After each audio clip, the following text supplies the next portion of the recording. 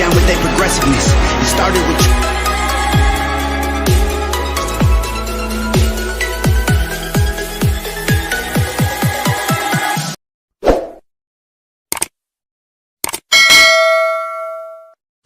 How long before we start up the movement? How long we gon' keep letting them do us? How long before we start up the movement? How long we gon' keep letting them do us? How long before we say fuck this bitch shit and grab them clappers? How long before we lose our voices shouting Black Lives Matter? How long we gon' keep letting them disrespect our president? How long we gon' keep letting them terrorize our residents? I'm sick of this shit, it's word to Bernie Mac. How long before we police ourselves, take our own streets back? How long for Uncle Tom here and hate on this shit? How long before they take a shot at me for making this shit? How long I gotta wait for justice for Josiah Shaw? How long we gotta fake it till we can take it and whack 'em all? How long we not gonna make these youngers pull their pants up? How long we gon' keep letting them shoot us down with our hands up? How long we gon' keep killing our own and making these streets hot? How long will what I say to you stay with you when the beat stop? How long's your attention span? How long you watch the news? You ain't down to shake shit up with the rebels for the cause? I ain't talking to you.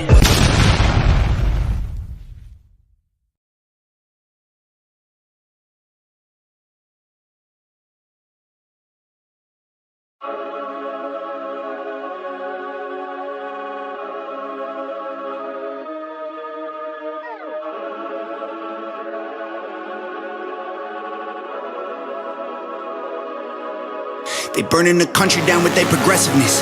It started with changing what gender is, then graduated to you're racist if you think that your life matters and your skin don't have melanin. They don't want peace, they want skeletons. They want men to pretend that they're feminine. They don't want an election, they got so offended by freedom that they just try killing the president. I used to think that the woke were misguided, but now I can see that they're evil. Twitter is angry that Trump isn't dead. You know who got shot?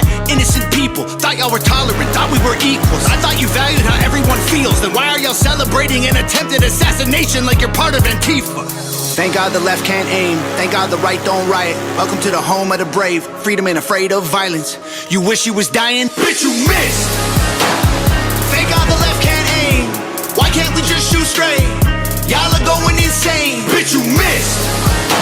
There's no one else you can blame. Tried to lock him up in a cage. Now you trying to kill what you hate. Bitch, you missed. Told us trust the science, but it never made sense to me. Why would we put all our trust in the enemy? Millions of people are hooked on amphetamines. They're making billions on untested remedies. Borders are open to people with felonies. Biden can't stop them, he don't have the energy. Y'all wanna kill the man trying to fight for a better tomorrow by making him Kennedy? I tried to give y'all a chance, like maybe the left isn't nuts. I was wrong, cause y'all are exactly as crazy as every conservative person I know said you were all along. Wanna protest? Go hard. Wanna burn flags? Go off. But y'all are so triggered that you're pulling triggers at presidents. Y'all the terrorists when you're armed. Thank God the left can't aim. Thank God the right don't riot. Welcome to the home of the brave. Freedom ain't afraid of violence. You wish you was dying? Bitch, you missed. Thank God the left can't aim. Why can't we just shoot straight? Y'all are going insane. Bitch, you missed. There's no one else you can blame. Tried to lock him up in a cage. Now you trying to kill what you hate. Bitch, you missed. Fire shit, I swear. Tom McDonald, y'all better go over there and check him out. I like it a lot. I like it a lot. I like it a lot. What's going on, everybody? How y'all doing tonight? It's Provoked Thoughts, so the Thursday exclusive. We got Mr. Donald J. Trump, our next president 47. You know, he's gonna give us a speech tonight, man. He's gonna be, and I think that it's gonna be epic. I think it's gonna be everything that America probably has ever needed to hear. We got Hulk Hogan in the house. Yeah, that's another one. That's interesting. So what you gonna do, brother? We got Noobs in the building right now. What's up, man? How you feeling? What's up, man? Just getting spun up here, you know, getting ready to see Trump come on, getting my cup of coffee going, getting settled in. You know, and there's some of these people before, you know, that I'm kind of interested in. So liking what we did last night, I believe that we'll just go ahead and kind of run some of these people. We'll talk our shit, you know, we'll do our thing, you know, because we still got a lot to talk about. You know, they trickling information out to the public. Well, and, you know, to be fair, the information is only trickling in. That's by design. Yeah. Because if you give it to people over a period of time, instead of dumping everything you know on them, I guess it creates less outrage. Yeah, and it it's just so hard to believe that. i- Why would a public official come out and make a comment that they wasn't sure was accurate? You know, some of these folks, they just talk to hear their own brain rattles. You know what I'm They saying? So why literally, would they literally think they're smarter than everybody in the room or everybody. yeah, and that nobody has the right or the authority or the resources to check to see if what they're saying is accurate or not. They act like that part of reality just doesn't exist. For some, it doesn't, man. It's I amazing to me. Yeah, I mean, AOC is a perfect example. Has she said something today? Well, yeah, she's been getting lit up today by Vivek Ramaswamy, because I guess she come out and said some stupid crap on Twitter, and he's What been about the assassination? about a lot of things, about the RNC, the things that were going on and being said in the national convention, and both times she just got smacked down, man. I mean, dude. The lady's an idiot. I mean, Yeah, listen, yeah, I've made that argument so many times. you know It's tiresome. that's not gender specific, No, that's just, but that well, one, somebody picked up, this half-assed waitress and curated her to fill the position that she's in. So, it's not like she even cares about, what people think of her, because all it's like she's doing is saying what she's told. hey, you want a job? I'll get you in. Hmm. I mean, yeah. And that's another one of those districts where, She's definitely I just don't think definitely it matters what vote is actually cast by the people in her district. I think all that stuff is handled ahead of time. right. Another DEI. Yeah, not just another DEI, another rigged election. Yeah, absolutely. Her whole district is Because I rigged. definitely don't trust New York. I mean, for God's sakes, No. Nope. the things that New York have done in cases is abysmal, and it's egregious. It's a slap in the face of America, and Yeah. that's why people reacted the way that they did with the Trump verdict. Yeah. And it's not even a slap in the face anymore, man. We're just getting racked left, right, left, right, left, right, left, right. Yeah, they could And give two shits. and we're just now getting to the point where people are like, man, I am sick and tired of the same BS over and over and over again, which is the Democrat Party. Absolutely, 100% the Democratic Party. I mean, like I said, if you do your research and you go back, they've been the agents of chaos the whole time. Oh yeah, yeah, yeah, yeah. Yep. They literally have been, and it's like, because it lines their pockets. Yep. And that's all it's about. And that's really, that's one of the hardest things to swallow, is that people can't see that they're just in it for themselves. it lines their pockets, and then they get caught up in these stupid agendas, and then you gaslight the whole half of America. Yeah. Hey, on a side note, if you had 13 bars of gold, would you just leave them strewn about your house? Absolutely not. It's like, what in the hell? They would be buried somewhere. It's somewhere in a safe deposit box, maybe in another country. My I God. guess he didn't go to Nancy Pelosi's school of, hiding all your shit. Or Fannie Willis's, stick it under your Money, mattress. holy mattress money, Mm-hmm. She tuck it right in there. They got this one guy speaking for a long ass time. I'm sitting up here just kind of watching to see how things unfold a little bit, but You know, honestly, it still kind of boggles my mind because I think we still got like 90 minutes before Trump comes on. oh yeah, we got some good shit. We'll play with it, you know, and do our thing. You know, he's actually out there though. What, in the crowd? Yeah. Yeah. Who's up there now? I don't know. Some guy. I don't know what he's talking about because I it's don't muted, know. but it doesn't Yeah. seem extremely interesting. Yeah. You know, but you know, I'm waiting for Hulk Hogan. What the hell are you gonna say? Yeah. I'm like, good lord. They claimed that 50 Cent was going to be there.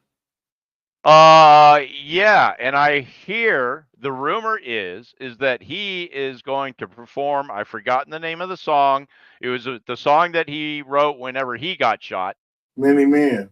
Okay, and so he supposedly is going to sing that or perform that live when Trump comes out. Many men. Many men wish death upon me. That's gonna be whoa, that would be nuts. So that is the current rumor that's floating around, unverified. I don't think that he could do that one. I don't know. I don't know. I mean, Trump can do what the hell he wants. At this point. You know?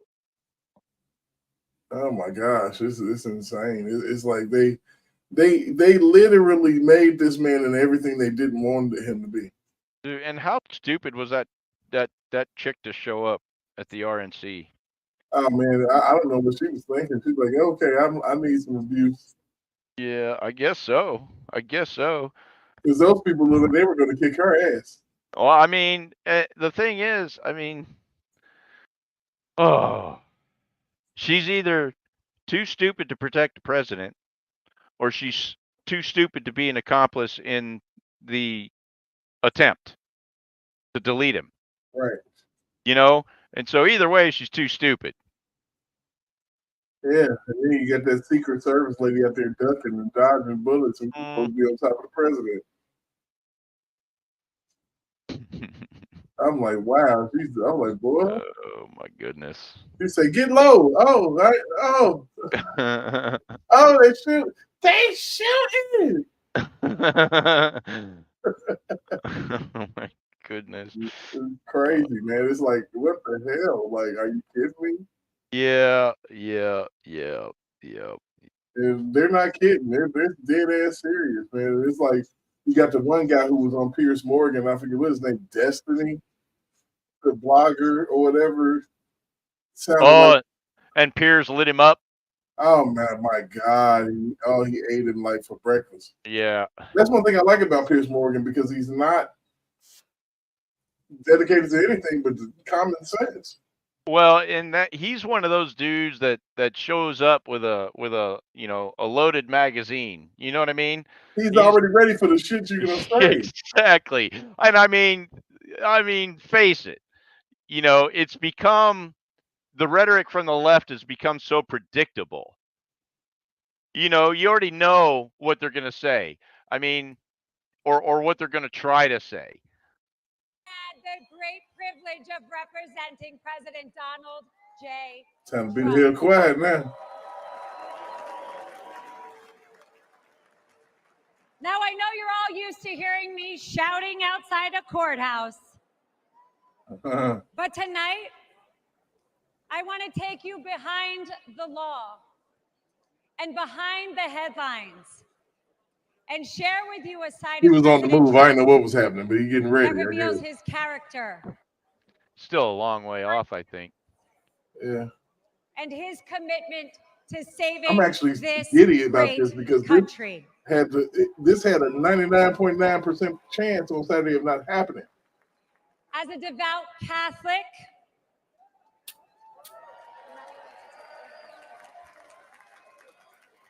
a proud first-generation Arab American woman. What's up, Patrick? Feisty Jersey girl. What's up, Jose? Who is fed up with far-left corruption in Washington. President Trump championed my journey, empowering me to be who I became today. His unwavering support not only shaped my career, but has inspired other young women with big dreams. President Trump loves this country. He does.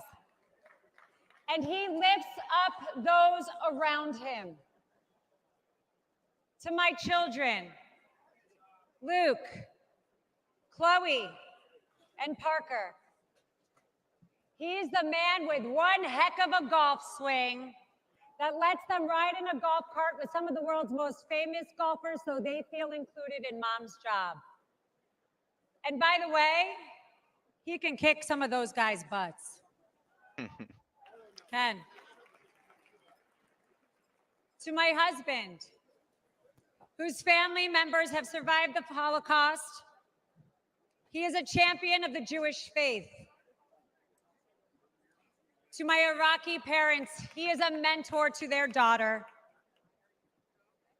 But to me, he is my friend.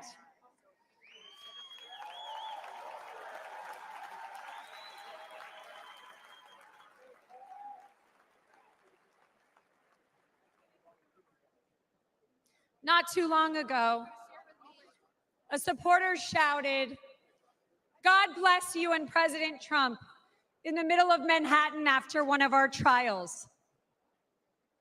Little did that man know that I was on the phone with the president himself. And he immediately asked me to pause, give the man my phone, and spent time speaking to him and thanking him for his support.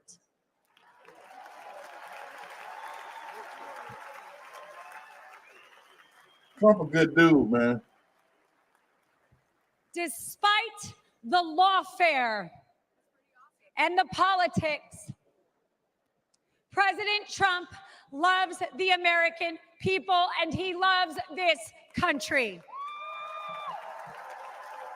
You get me emotional up there, man. For decades, the Trump Organization transformed skylines and created thousands of jobs.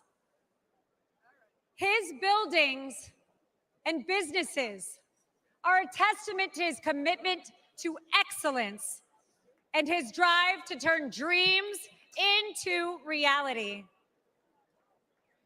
But his greatest construction project was yet to come. The left has tried to demolish President Trump, but there is no bulldozer big enough or strong enough to remove the legacy that he has built or the future he is creating.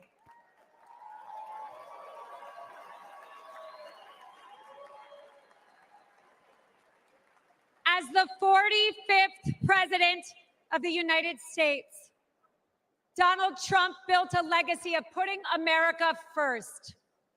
And as the 47th president, he will build America stronger than ever for we, the people.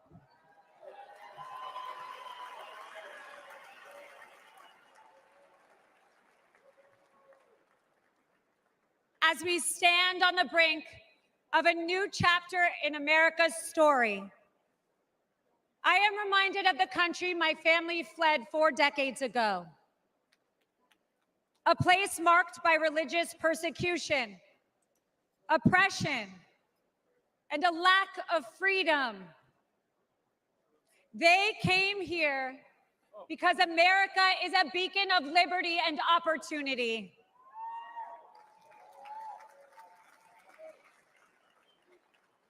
It is now our duty to protect the values that define us and keep this the greatest nation on earth. Amen.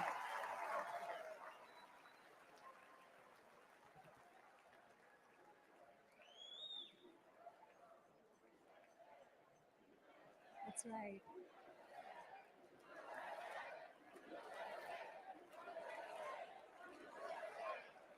What are they saying? USA. What's up, Mountie? Every attack on President Easy Trump Mo, you got the Oh. link, girl. is our movement. Oh, you're already in here. The left's madness is only a sign of desperation. Sham indictments and baseless allegations will not deter us. Because the only crime President Trump has committed is loving America. What's up, Mount P?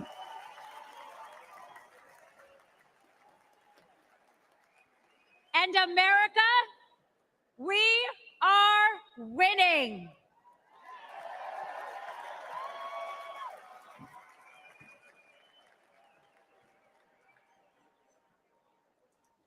Outside of his family and our country, President Trump also has another love: music. A few years ago, he wanted me to hear a new song he had selected for an upcoming rally. I could hear it blaring in the background at Mar-a-Lago. He landed on a song called "Hold On, I'm Coming."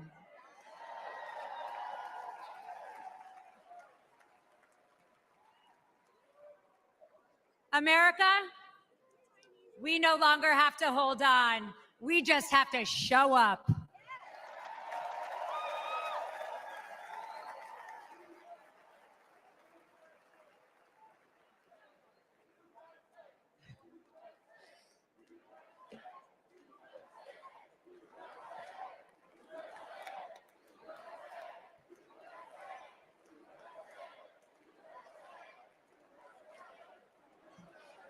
So if you're ready to end the Democrat destruction, and if you're eager to unleash the best America has to offer, then let's send Donald Trump and J.D. Vance to the White House in November.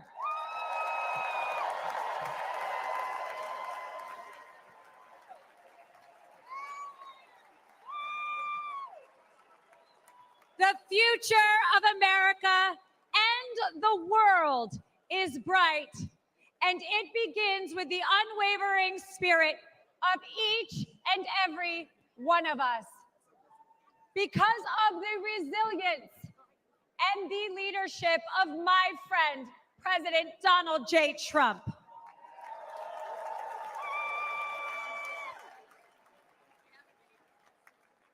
So let us not forget that President Trump did not just take a bullet in Butler, Pennsylvania. He has and will continue to take them for each and every one of us. God bless President Trump.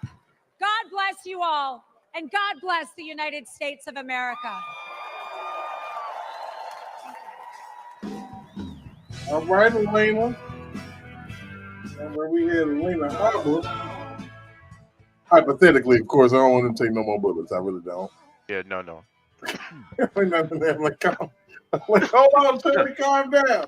Woo! Yeah, he's already taken, two more than most presidents.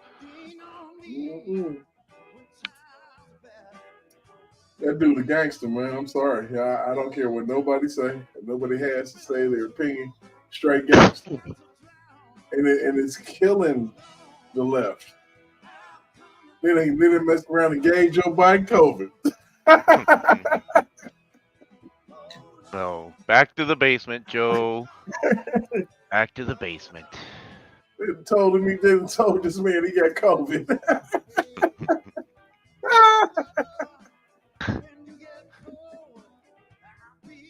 I got Joy Reid, goofball behind.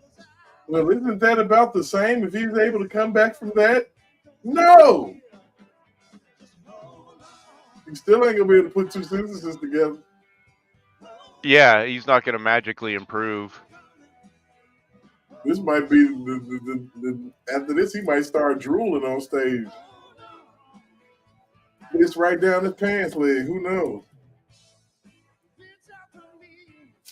Who knows, y'all? Welcome everybody who is in here.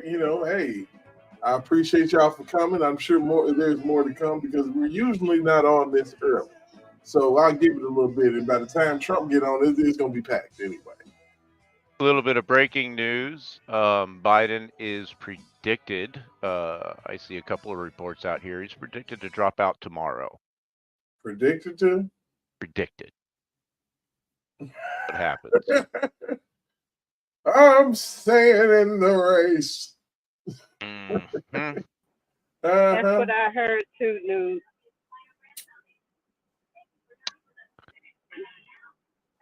You see, I gotta find this video that I saw earlier. Nothing that they can do is going to fix this situation. They want us to put our hats down and start getting relaxed, but we won't get relaxed. Like I said, I'll take my first breath on inauguration day, and then I'll just turn around and tense up again right after that. Yeah.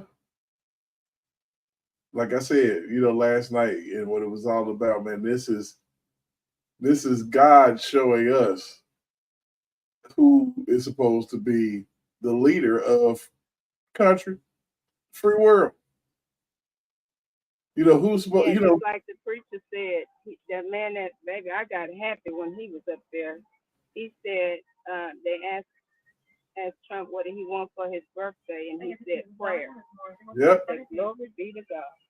I went back to that because he prayed. They prayed over that man too. I give that. Hey, and with people that are, prayer warriors or whatever. It's a lot of people out here, sending things up for Trump because we wasn't stupid.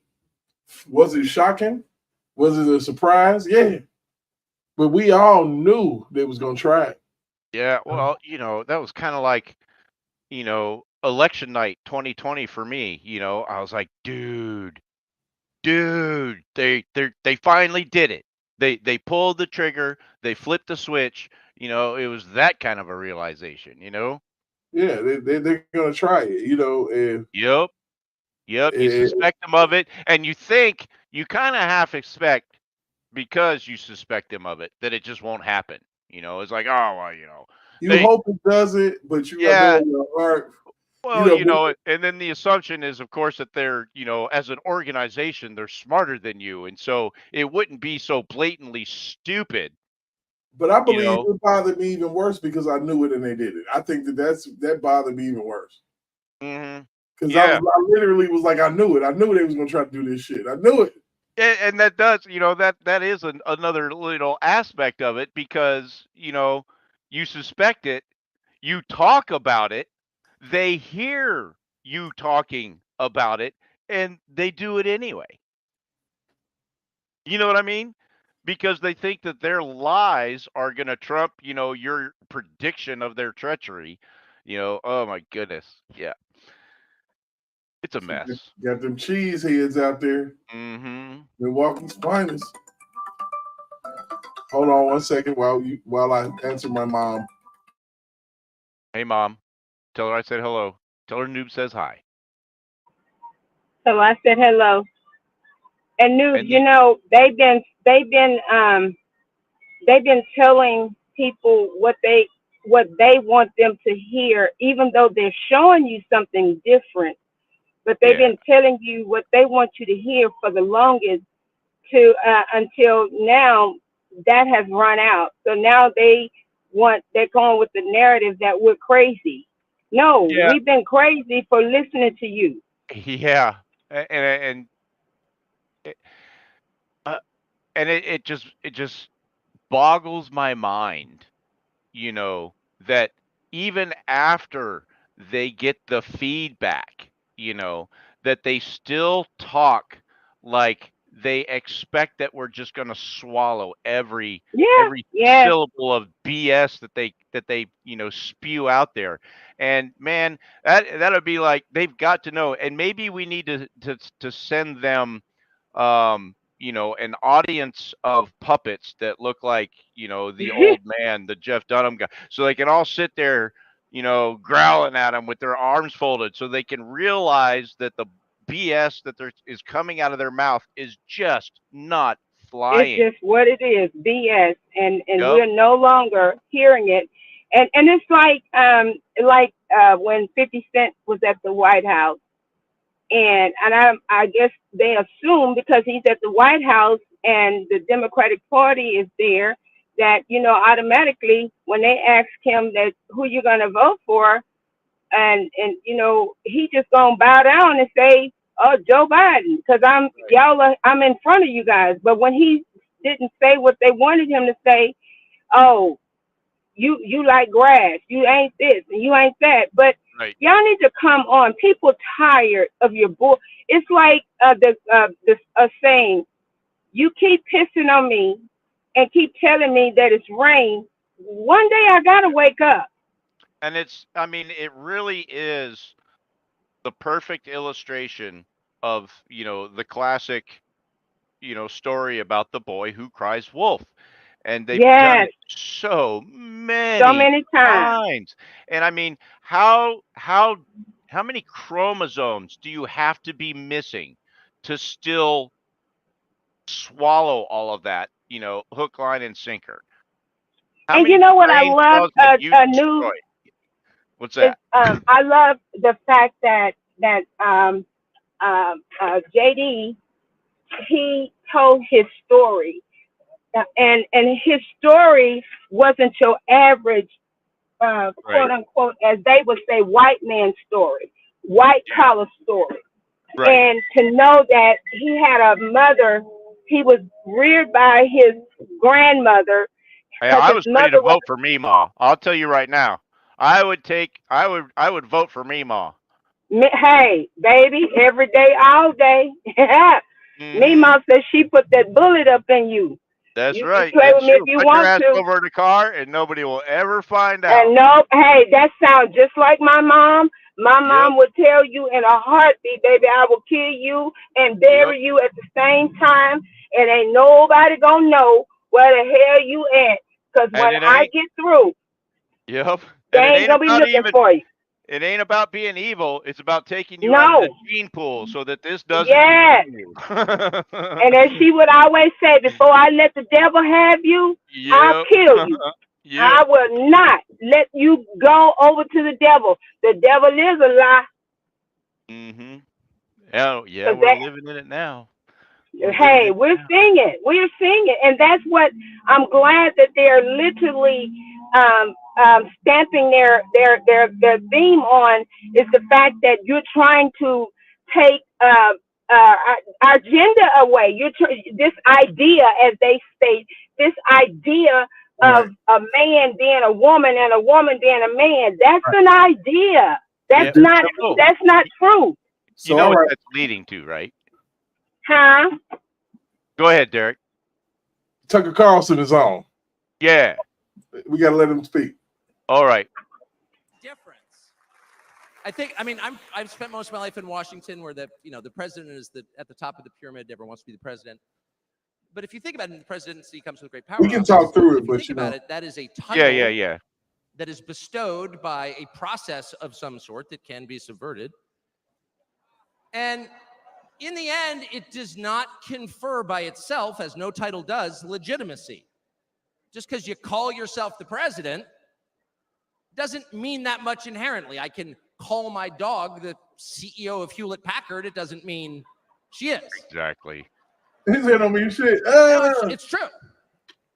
And you hate to say it, but it is also true, as a fact, that you could take, I don't know, a mannequin, a dead person, and make him president. Is Kira a girl in the chat? You could. I'm just saying theoretically possible. No, and with enough. Yeah, with enough save that for a cheating, little bit that later, could happen. Niecy. When we're offline. But being a leader is very different. It's not a title. It's organic. You can't I haven't name seen her in a someone couple of days. Yeah, she hasn't been A on leader a couple. is the Shout out bravest to man. Kilroy, girl. Whenever That's you the leader. whatever going on, hope That is true. Yeah, in we're all hope you're human doing well. organizations. This Yes, is a ma'am. law of nature.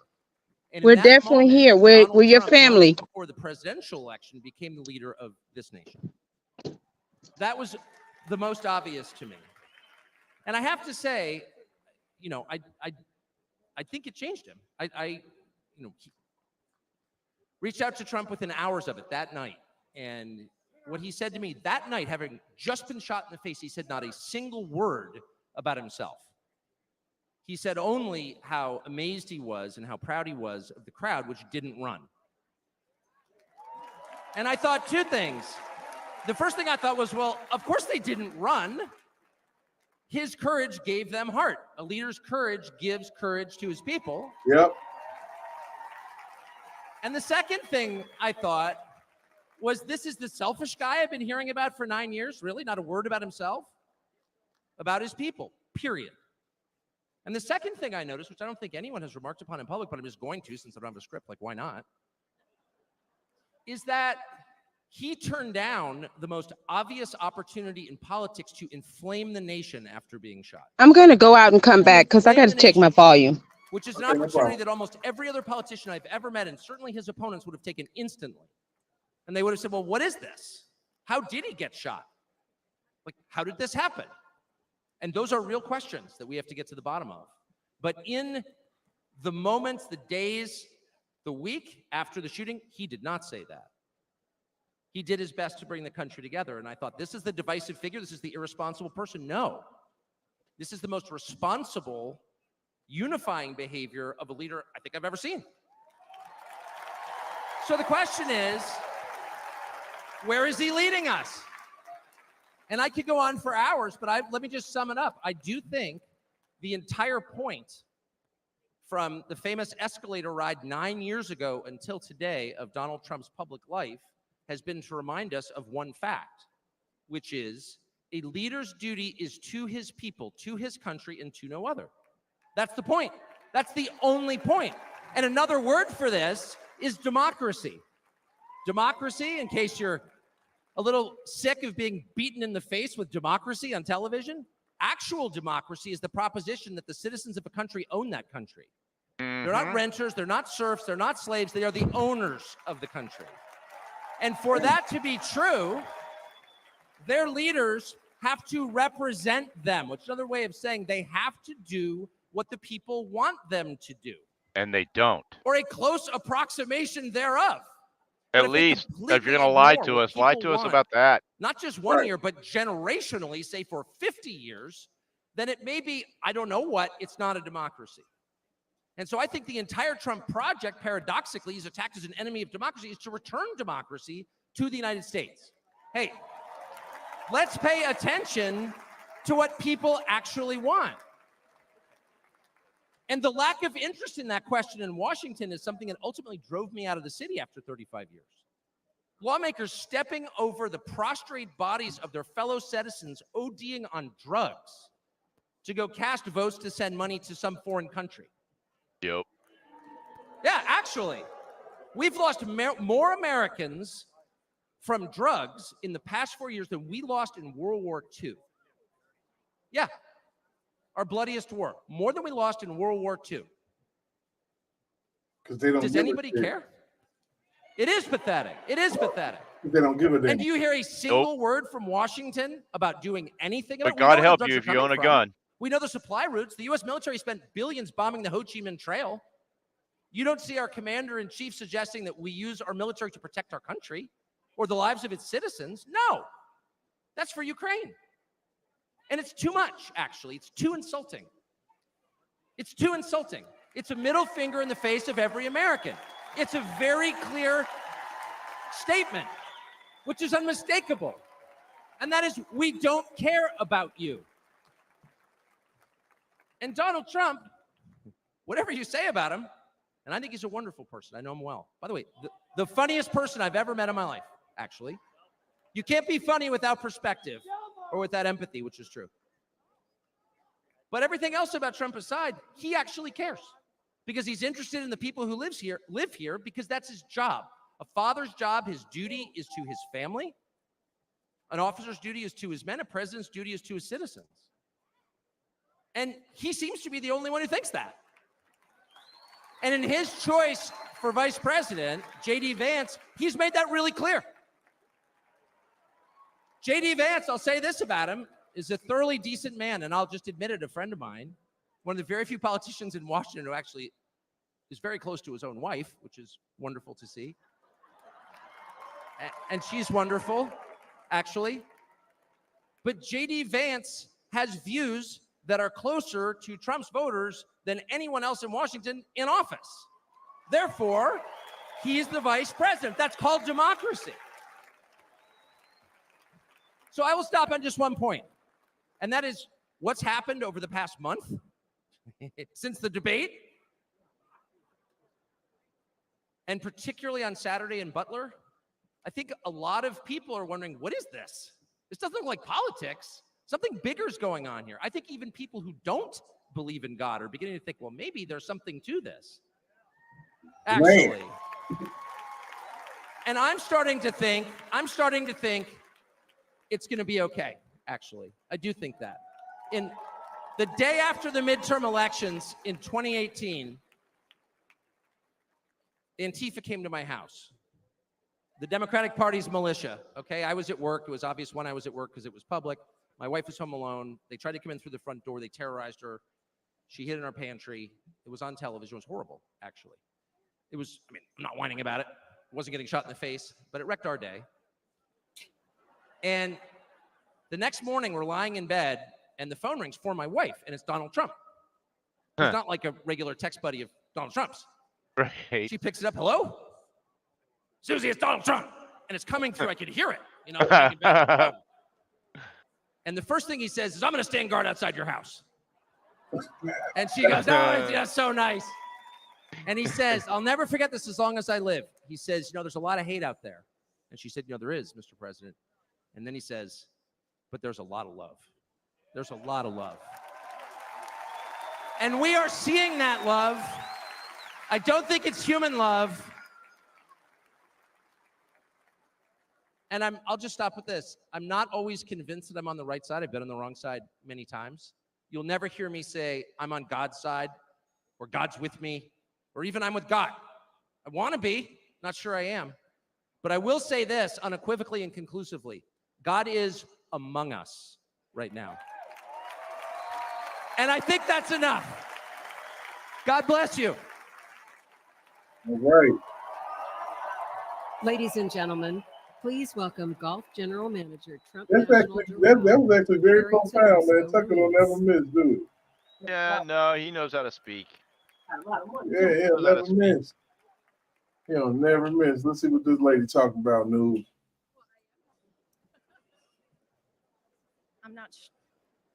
I'm not sure how I follow Tucker.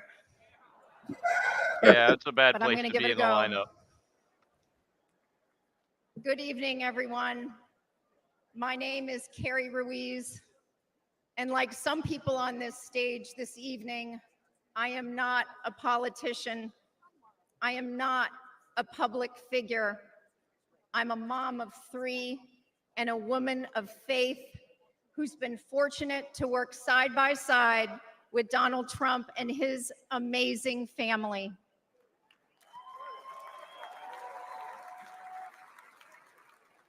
"12 years ago, the Trump Organization purchased the iconic Doral Golf Resort after so many companies tried and failed. We know this story, to don't we? create a world-class golf experience, all while turning a profit.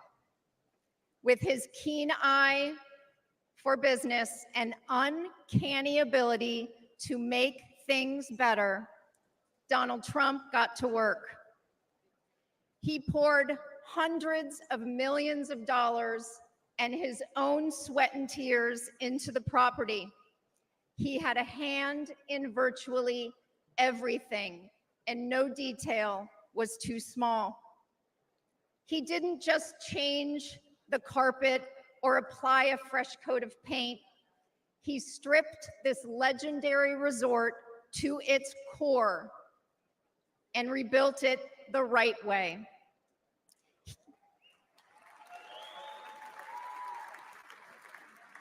He did the hardest things to make it great again. He also built up the resort's people Thank you, boss.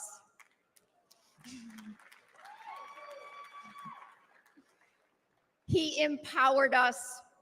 He listened to us, all of us, and he still does.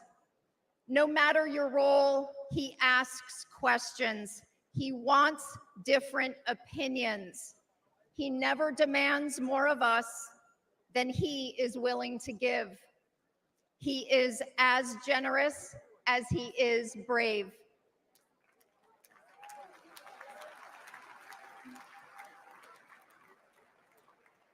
And to those who work for him, he provides unwavering support.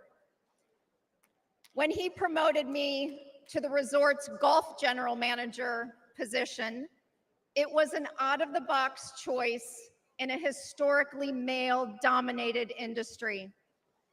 I am not a golf professional. I cannot break 90 yet. But none of that mattered to President Trump. He looks at things differently. He welcomes the unconventional. And I am proud to be among the countless women he's promoted to leadership positions. But he is sexist, right? I might add, he did it all while no one was looking. The simple truth is, no one can match President Trump's vision and unrelenting drive to make things better. Mr. Biden doesn't have a vision. He has an ice cream cone. He did it at Doral. He did it as president. He will do it again.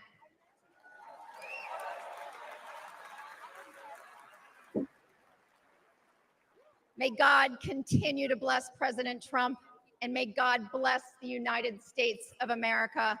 Thank you. Yeah, man, like I said, it is tough following Tucker's Final age. battle. Yeah. With you at my side, we will demolish the deep state. We will expel the warmongers from our government. We will drive out the globalists. We will cast out the communists, Marxists, and fascists. We will throw I came off across the this sick thing today. I'll go any bigger than it is. Yeah, you can't really see it. So this is the whoops. The hoax quiz. So how many of these hoaxes do you still believe are true? Russia hoax collusion, the Steele dossier hooker story, the Russia placing bounties on U.S. soldiers in Afghanistan, Trump calling neo-Nazis fine people, Trump suggesting drinking or injecting bleach to fight COVID. I mean, the list just goes on. And this is what people are tired of.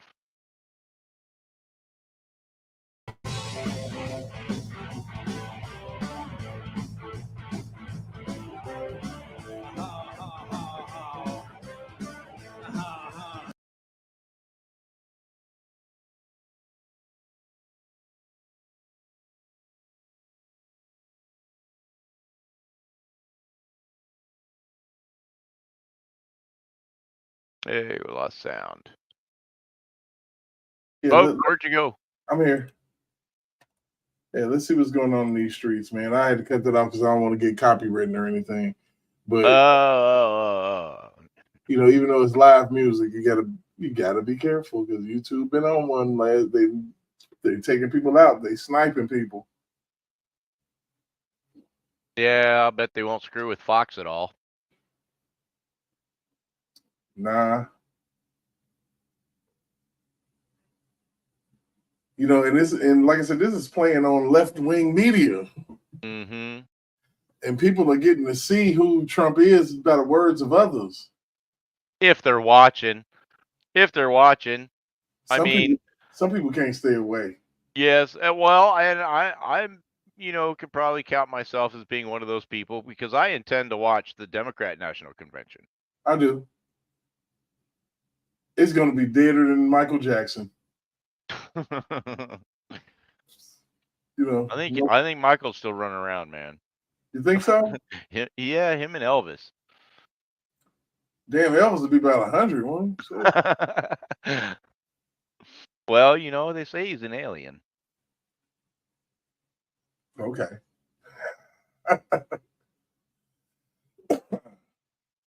So it seems like X is up the ante. You got to get a premium subscription in order to stream your live. So I don't think my live is going there. However, yeah. Well, let's check this out. Hopefully, I mean, I don't even know who this comedian is, so I can't even say like, you know, hey, shout out to whoever. So, I gotta show you this though. Oh yeah, He got shot, dog. They shot him. He's officially black now, bro. This is beautiful. They shot him. He was like, yeah, I'm having a fire. He was fine. He was doing like this and walked out with an American flag on him. Like this. He put one of these, like, I'm a real thing, I'm out of here. That's hard, bro. I wasn't even finna vote. I'm voting now, dog. He got it. He won. I wasn't even finna vote. I had no skin in the game. I like that shot, he won. Fuck the bullshit. He had real op. What the Joe Biden biggest op is the stairs. That's it. Real op. Somebody really trying to listen. That's how you know he a real bro. Trump been just ready to go this whole time, and like we gotta his ass and missed, and just skipped his ear and missed. That's crazy, bro. Hey Mexican, you Trump? Yeah, hell yeah, that was good. Huh? You say amen? He not God. What? That was crazy. So I still, because I don't know who that dude is, I went, to look for his bit specifically, but that was a clip off of Black Conservative, channel, and yeah, I still don't know who that dude is, but I got to see the rest of that routine, man. I mean, but think about it. I mean, they say, oh, you should. Yeah. But people identify with what they identify with. Man, look, I done lived in the hood. I done had bullets fly through windows and miss me by inch. Just when I moved in here over a year ago, the people next door had an incident where somebody was running from somebody. They shot up the whole house, and bullets went everywhere, and nobody was killed. Mm-hmm. Yeah. So divine intervention happens all the time. Yep. And if you don't want to believe it, then you ain't black. All right, let's read. Yeah. Let's see who's this. Let's see. During my 14 years working with the Department of Public Safety, offenders never laid a hand on me. Yet, I was violently assaulted by a group of students in a public high school.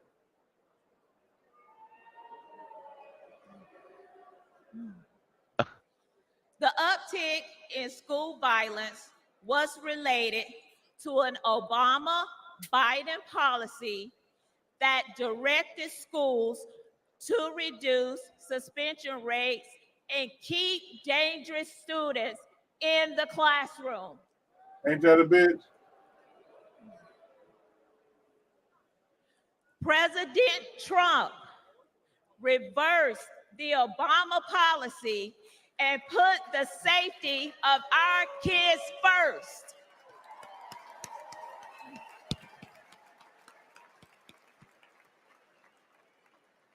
Violence on public school campuses should not be a Democrat issue. It should not be a Republican issue. It is an American people issue. Better believe it. Sadly, I've repeatedly seen that the Democrat Party cares more about appeasing the teachers union than they do about prioritizing the needs of our kids.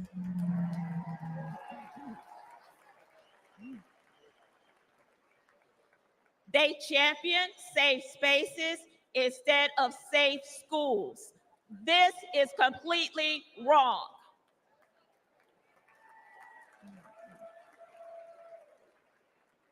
Little by little, I began to see the truth.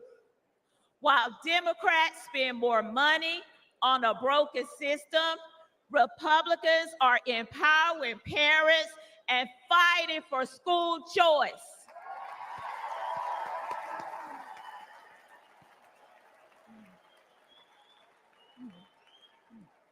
While Democrats think school resource officers are a threat to our students, Republicans know that they protect our kids.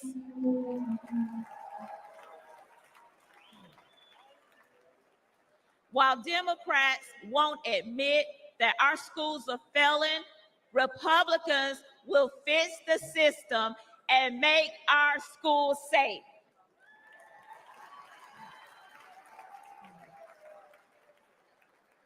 That's why this year, for the first time in my life, I am registered as a Republican.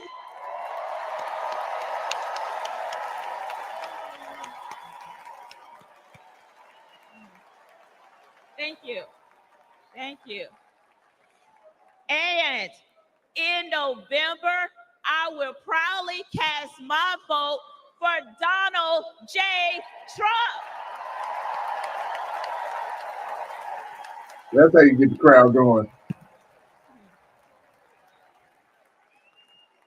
Only together we can make America's schools great again. Yeah, all right. Thank you, and God bless America.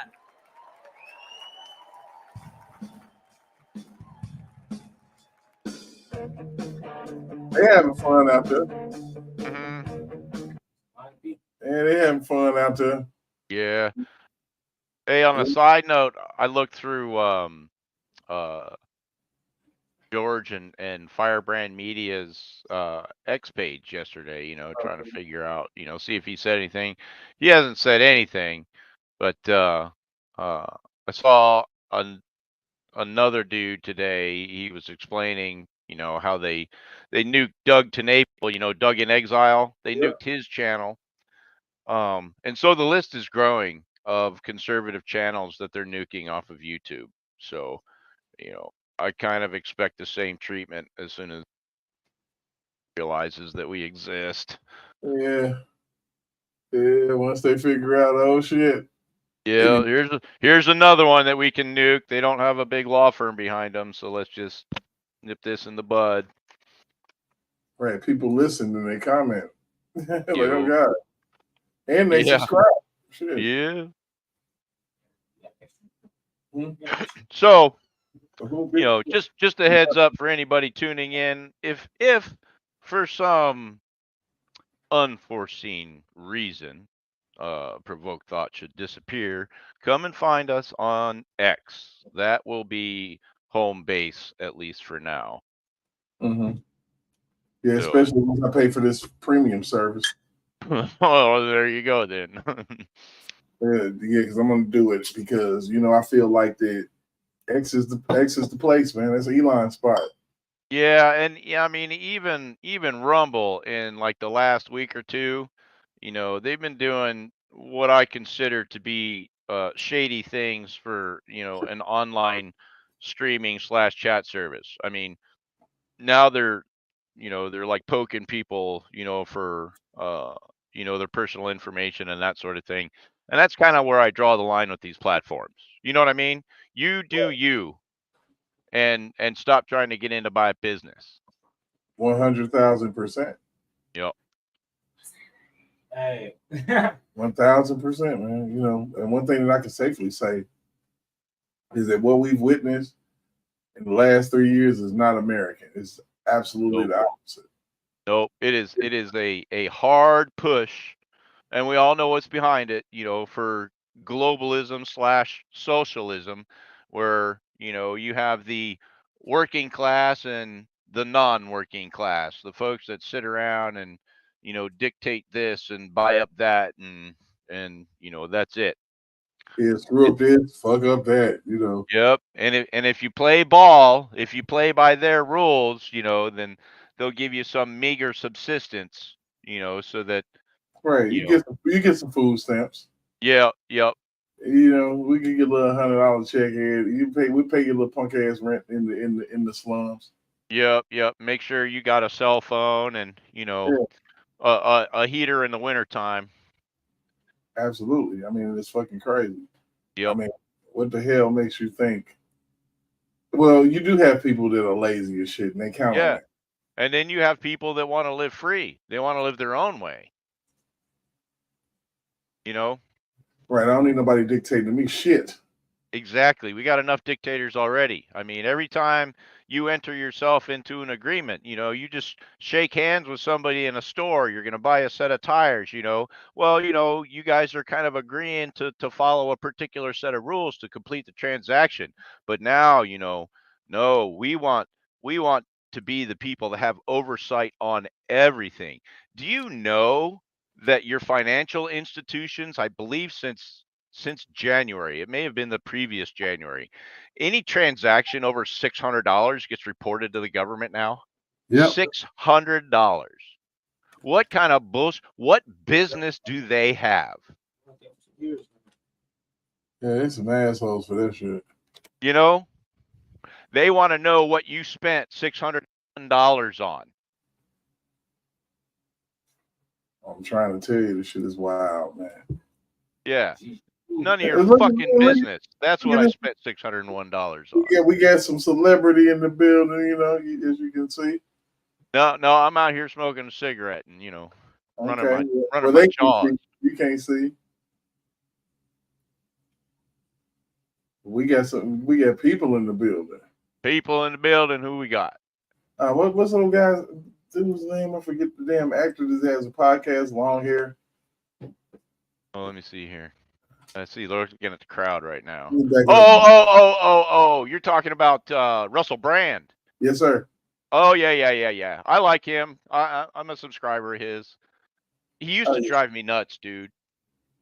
I mean, this is another perfect example of a liberal that was left behind by the leftards. Yep. So And they've gone so crazy and completely out of their minds that Russell is just like, there's just no way. You people don't make any sense. Yep. Definitely red pilled. Yep. Him and you ever seen Viva Fry? Well, them dance moves insane. Huh? What you say? Did you ever see Viva Fry?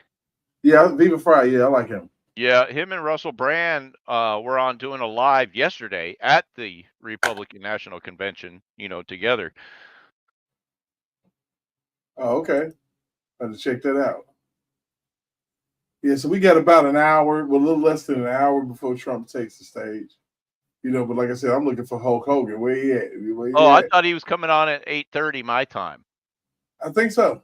Okay, so that'd be 30 minutes from now. Possibly, yeah. Yeah, and from what I understand, and I've been looking at a lot of things today, but from what I understand, the reason that he's coming on like right at 8:30 is to the Republican nomination. Okay. Yeah, so you got to accept it. Right, and so it's part of the program. So it should be like, we already saw him come in the building, so he's there. Yeah, so and he went downstairs and. Yep. So it should kick off like right around the time that they said. And I don't give a shit what nobody say, man. Just like old boy, I'm like, man, Trump a G, man. I'm sorry, he's gangster. I mean, there's nothing more gangster than somebody taking the bullet and then pumping their fist. Yep. Hey, what's going on there, Mountie? You're all quiet. I see you're in the panel. Hey, what's going on? What's going on, gents? Hey, noob, hey, Derek. Yeah, what's up? My cousin did a sound over. So when Trump walked out the tunnel in the RNC, he had Many Men playing by 50. Dude, that shit was hard as fuck. That shit was hard as fuck. Well, I heard a rumor today, actually multiple rumors, that 50 Cent was going to do it live when Trump walked out today. And so, I don't know.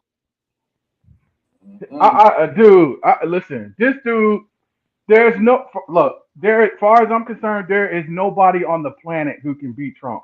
Nobody. Man. Hey, post up a link in the private chat for that, Mountie. At the next break, I wanna put that up. Yeah, that was actually cool. I enjoyed that one too. That was interesting. Dude, that was dope. I was like, dude, that's a gangster there. Yeah, yeah. It's I nobody in mean, this world who can beat Trump right now. Nobody. I don't He, think as so. far as I'm concerned, he don't even have to show his face really ever again. Yeah, really. If he had hid in the basement like Joe, he'd Dude, still win. it's lock, stock, and barrel. It's done. You know, but it's crazy because everything's been so eerily quiet, like True Social, eerily quiet. You know, and who really been really quiet is the far left celebrities, man. Mm-hmm. Listen, they might as well shut the fuck up like everybody else because now the Democrat Party they're trying to get Joe to not run again and they're trying to get him to step down. Like, okay, listen, why now? We 100 days away. Why now? Let's just go out and let them just lose with dignity. Yeah. And so check it out. This is in just like the last day. And so you can see that Kamala is up to 58% for the Dem nomination. And this is on a betting website. This isn't some BS poll done by some college freshmen. All right. So this is betting odds that we're looking at here. Hey, go ahead. Yeah, so just in the last day for the Democratic nomination, she's gone up 14 points. And Joe has gone down 27 points. That's crazy. I've heard rumors from 2 different sources today that Joe will be stepping down tomorrow. And so let's see what happens.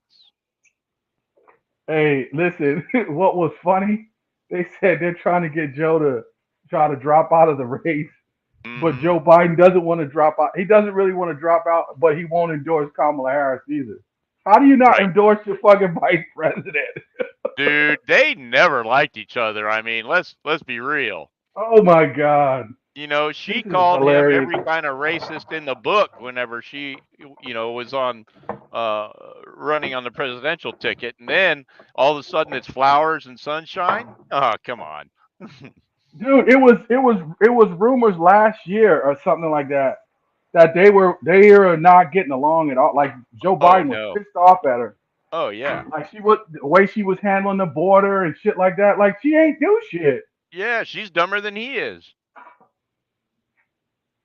Like she just wanted to make a statement, being his running mate. Like how the fuck? Like how you gonna call the dude a racist, being a woman of color?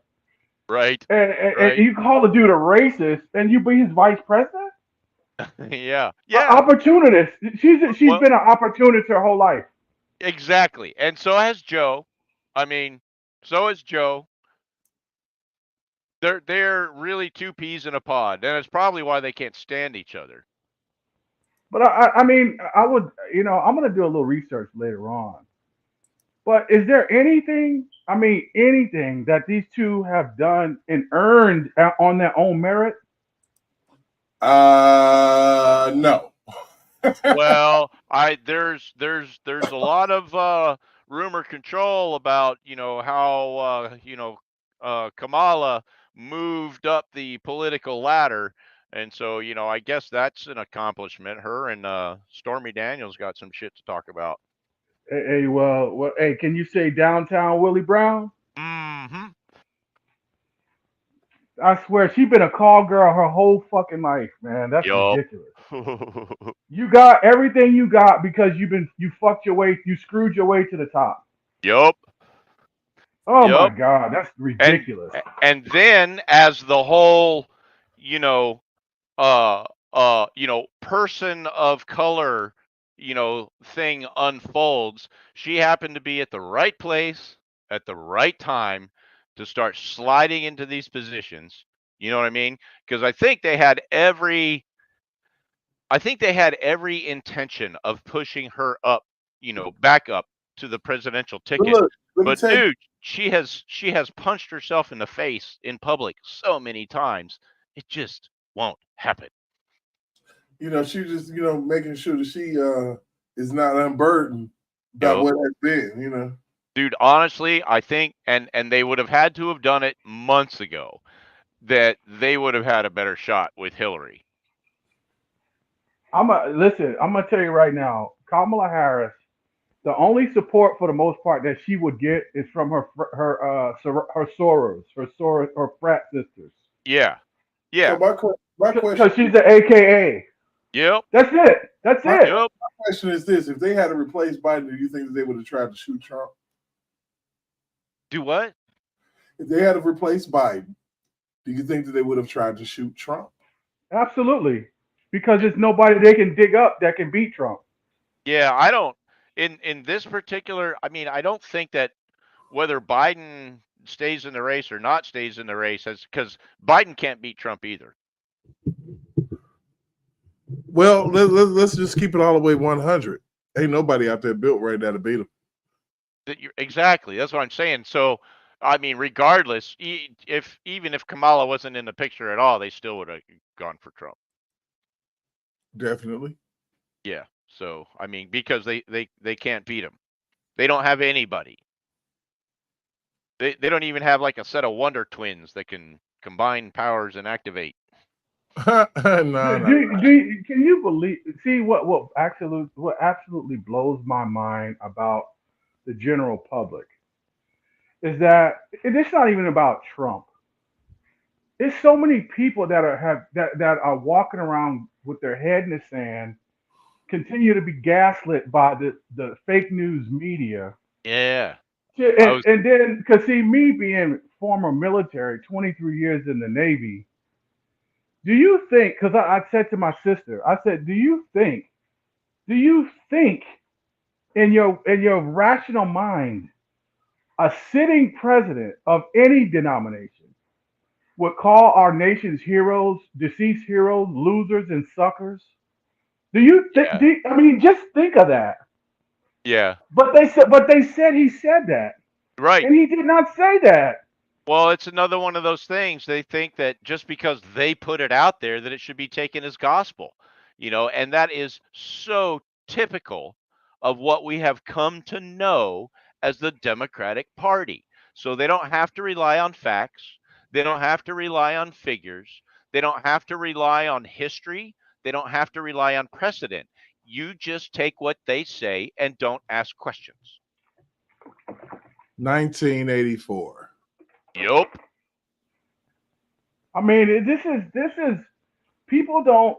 We need to go back to 1981 or 82 when President Reagan said, "Trust but verify." And he warned People us. don't believe by that notion. They just don't.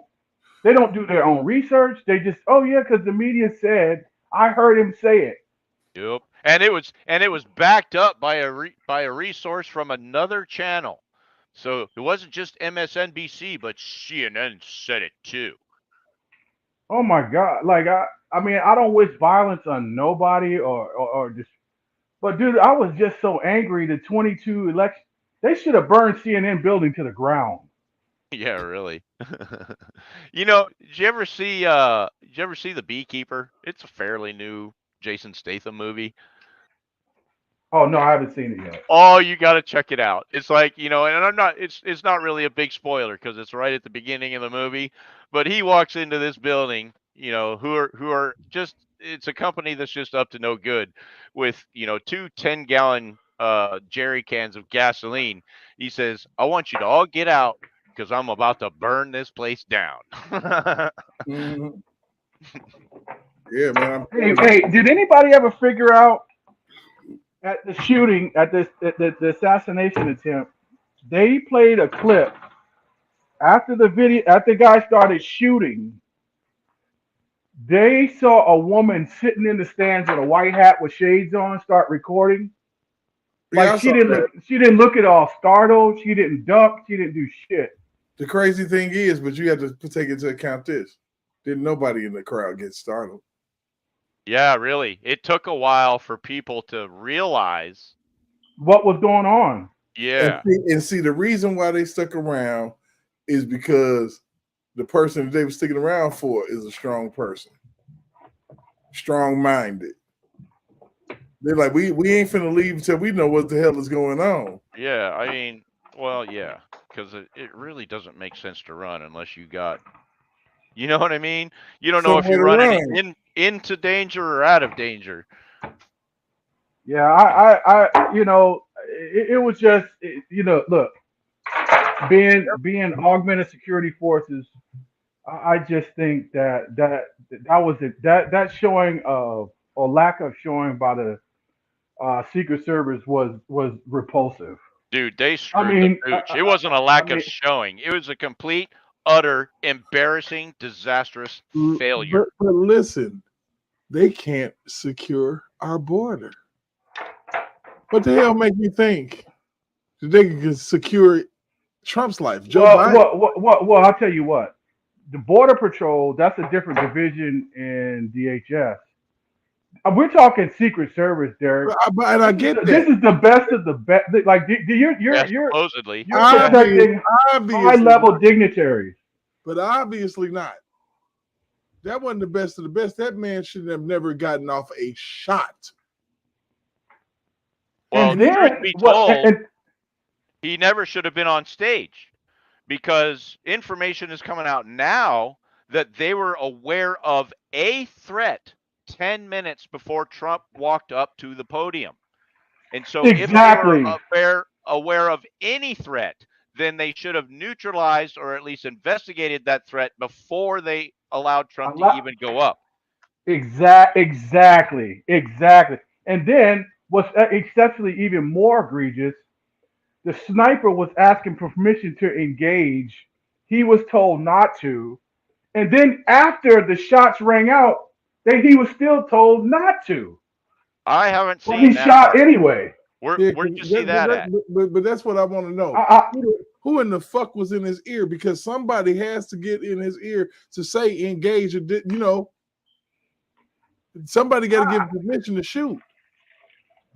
Listen, I know that sniper. I'm sure he probably at a minimum probably had a 25 caliber, 25 power scope, where he could have saw a mole on the guy's nose if he wanted to.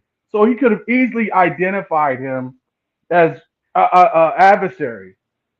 Like, dude, look, he's a Secret Service officer. They're highly trained. They know if that motherfucker's man. Listen, they need to stop. Yeah, they really need to stop, and because the more that comes out, and so now you heard about the phone, right? The dude's phone. Oh yeah. And so mysteriously, they were able to get into the phone, and mysteriously, all of the data on the phone has been lost. Please. Yeah. It's all in the cloud, baby. Don't ever get it twisted. I heard it wasn't lost. I heard it was encrypted and they couldn't get it. They couldn't access it. Shit, well, initially they couldn't access it, and then they got into the phone. And so once we got word that they got into the phone, we're like waiting another half a day, another day or whatever to find out what information is on the phone. But the next story that we get is that, the data was lost. Bullshit. Exactly. Bullshit. I'm calling bullshit right now. Listen, the FBI. Here's another twist. There's another report that says that they suspect that he had two phones. Mm-hmm. And so, but the fact that the data was lost on the phone that's straight garbage. That's bullshit. Exactly. That's bullshit. That investigation needs to be done by an independent company, something like that. Yep. The FBI has, first of all, this is the same FBI that covered up the fucking laptop with Joe Biden. The same the fucking Pfizer shit. Come on, man, they corrupt. And just to return to the phone thing for just a moment, who out there has a cell phone where their stuff isn't being backed up on Google, or their stuff isn't being backed up on Verizon or AT&T? So don't tell me you get into a phone. Exactly. Everything that you do on that phone, like Derek says, like Provoke says, is up in the cloud. You know, so don't tell them. Don't give me this data loss BS. You can bet your ass the deep state is scrambling right now to work with that carrier to make that shit go away. And they probably own that carrier. Yeah, but you know what? Well, I'm gonna say it here on here. Space Force has got it. Yep. I bet you Space Force got it. Well, I know, yeah, and the carrier's got it, and whatever service he uses for email has probably got it. I mean, it's Yep. all out there. Space Force has got that shit. So they need to stop the bullshit. And see, then no digital footprint on a 20-year-old. All they do is digital shit. Right. I saw a comment today. It's like, man, there's people, like tribes with no names out in the Amazon who have more of a digital footprint than this guy does. I'm just and then from what I heard, and I'll try to pin this in the link in the chat. Supposedly Mayorkas, because Congress is subpoenaing Cheeto. Right. So, but Mayorkas doesn't want. He's trying to block it. Yeah, that's not going to work because he's been subpoenaed as well. And if you look at their calendars, they both had things scheduled that have now been canceled. And of course, the thought process behind that is because they've got to go appear before Congress. Well, hold on a second. Well, they can pull a fast one. They can pull a fast one to cause see Hillary Clinton, she didn't obey Congress. Yeah, she testified, but she destroyed evidence too. So the powers that be can twist this. Well, I personally don't expect this Congressional Oversight Committee to really gain any traction. I mean, what have they done for us lately? Right. All right. When was the last time you heard of an oversight committee getting any action? I mean, it took the Supreme Court to come down with a decision about these January 6ers to get any action there. Otherwise, Congress and their oversight committees have been a little more than a limp dick. I think some of those are corrupted as well. I know that. Oh, the corruption is deep and wide, bro. Oh, yeah. It's not just Democrats. It's not just Democrats. And, Mr. McConnell is, comes immediately to mind. And remember Elijah Cummings? The name sounds familiar. It rings Black a bell. guy used to be in Congress. He died about 4 years ago. Four years ago. Remember when they were dealing with the Hillary Clinton thing, and they were questioning. They were subpoenaed to Congress. James Comey. Yes. Hold on, y'all. Slow down. Wait a minute. Uh-oh. All right, let's go to Hulk.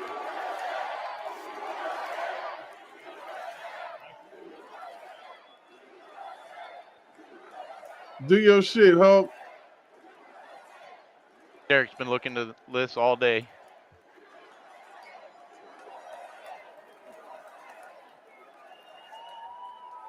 Well, let me tell you something, brother.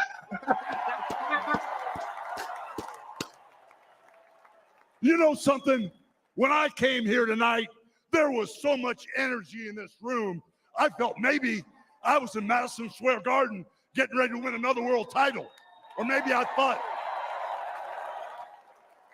the vibe was so intense, the energy was so crazy, it felt like maybe I was going to press that no good stinky giant over my head and slam him through the mat, brother.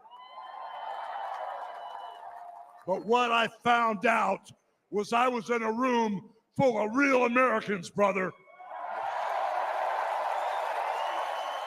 And at the end of the day, with our leader up there, my hero, that gladiator, we're gonna bring America back together. One real American at a time, brother. Hey.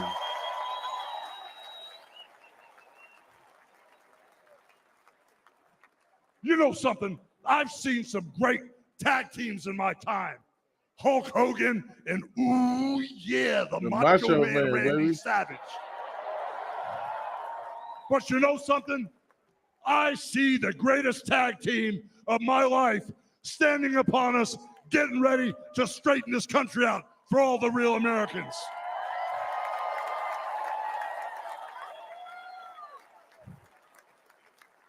You know, even though you guys are real Americans, you better get ready. Because when Donald J. Trump becomes the president of the United States, all the real Americans are going to be nicknamed Trumpites. Because all the Trumpites are going to be running wild for 4 years. So with the power Not sure of what that Donald means. J. Trump and all the Trumpites running wild, America is going to get back on track. And like Donald J. Trump said, America is going to be great again. Hulk Hogan getting up there, baby. You know, when I look out and I see all the real Americans, I think about how Donald Trump Probably been watching him his since you were a little family was kid. Of course he's compromised. getting up there. When I look out there and I see Donald Trump, I think about how his business was compromised. But what happened last week when they took a shot at my hero? Still in good shape, though. And they tried Well, to yeah. kill Especially the for a wrestler, next man. President of the United States. Enough was enough. And I said, let Trumpomania run wild, brother. Let Trumpomania rule again. Let Trumpomania make America great again. Struggle with that shirt a little bit. Uh-oh, what happened there? Still ain't got it off his body. Let's get it off, man.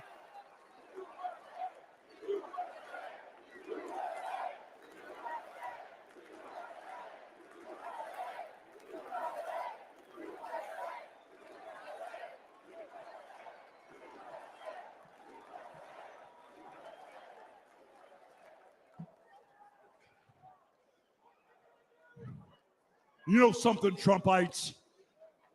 I didn't come here as Hulk Hogan, but I just had to give you a little taste.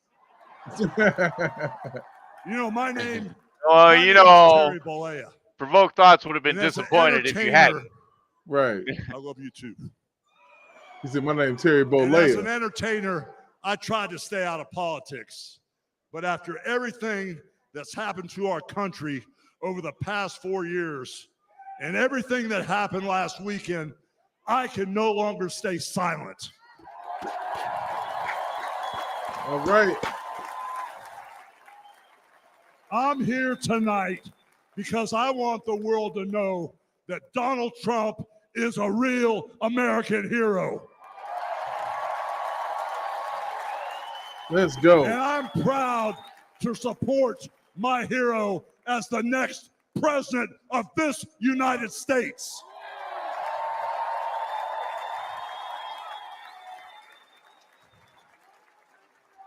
You know, guys, I've known Donald Trump for over 35 years. You know, hold on a second, hold on. I just had a flashback. Man. This is really tripping. You know, the last time I was up on stage, Donald Trump was sitting at ringside at the Trump Plaza. I was bleeding like a pig, and I won the world title right in front of Donald J. Trump. And you know something? He's going to win in November, and we're all going to be champions again when he wins.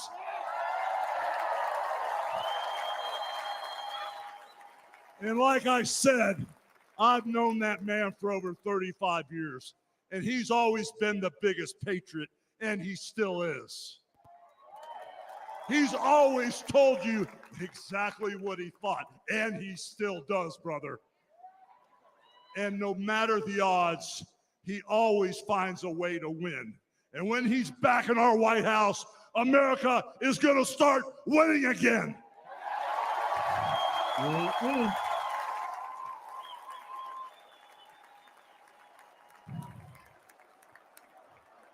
That's a hell of an endorsement, Noobs, I think. What you think?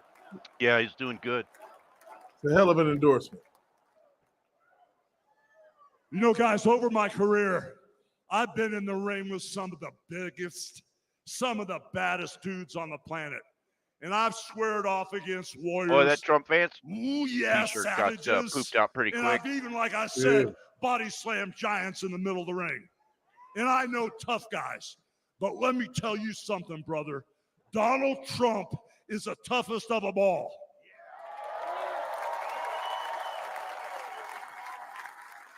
They've thrown everything at Donald Trump.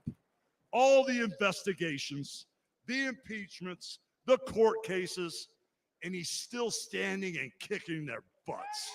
Yes, sir. Yup. Yes, sir. You know, we never had it better than the Trump years. Back then, we had a thriving economy. We had strong borders. We had safe streets. We had peace and respect around the world. But then we lost it all in a blink of an eye. Crime is out of control. The border is out of control. The price of food and gas and housing is out of control. And the only person who can clean this up is Donald Trump. Come on, Hulk Hogan. That's an endorsement of a lifetime, really, to be honest. You know, guys, I really, really love this country. And I've lived the American dream. And I want my kids, your kids, and all those little teeny Hulkamaniacs out there to live the American dream too.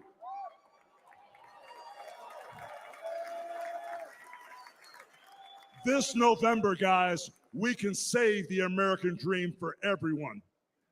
And Donald Trump is the president who will get the job done. So all you criminals, all you lowlifes, all you scumbags, all you drug dealers, and all you crooked politicians need to answer one question, brother. What you gonna do? What you gonna do when Donald Trump and all the Trumpomaniacs run wild? I like that better on than you, Trump brother? fights. Trumpomaniacs. Yeah. God bless you, and thank you. That was good. Yeah.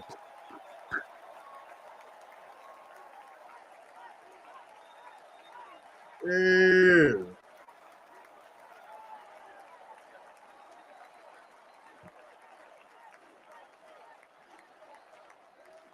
Ladies and gentlemen, please welcome the president and CEO of the Billy Graham Evangelistic Association and president of Samaritan's Purse, the Reverend Franklin Graham.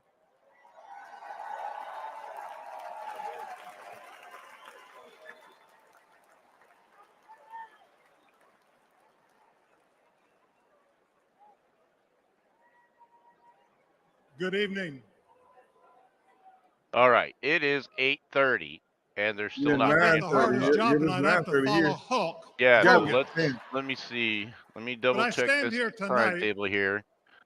as a private citizen I really don't care. who loves this country. I'd still like to know what time he's coming on. I thought I've it been was asked to say a 8:30. few words Yeah, I and then thought to so too. pray. And we're It's going to Trump, do that. man. Come on, man. You know you always late. Last Saturday in Butler, Pennsylvania, President Trump had a near-death experience. No question. But God spared his life. And when we go through those experiences, it changes us. It can cause us to examine our lives and to reevaluate our priorities, as you should. When President Trump rose from that platform, he rose with his fist raised in strength, showing America his unshakable resolve to fight for them in this nation. Yes, it is. Yes.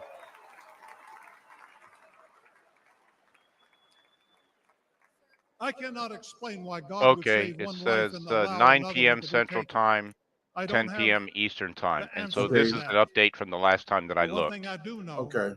is that God loves us, and he wants us to be with him in heaven one day.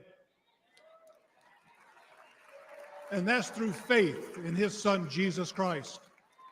You see, the Bible says that God so loved the world that he gave his only begotten Son, that whosoever believeth in him shouldn't perish but should have everlasting life.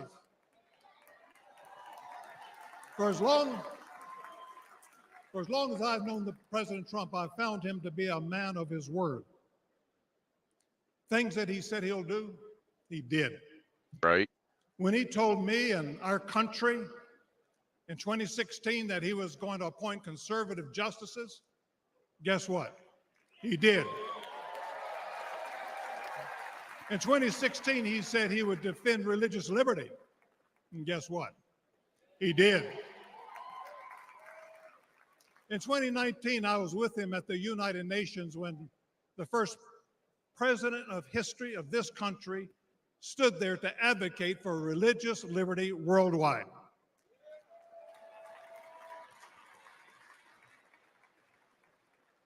When American citizen and Pastor Andrew Brunson was being held in a Turkish jail on false accusations, President Trump demanded that he be released. And he applied economic pressure and sanctions until they did that. I'm grateful and thankful for what he did as a 45th president of the United States. And I know that as the 47th president, he will keep his word to the American people to make America great once again.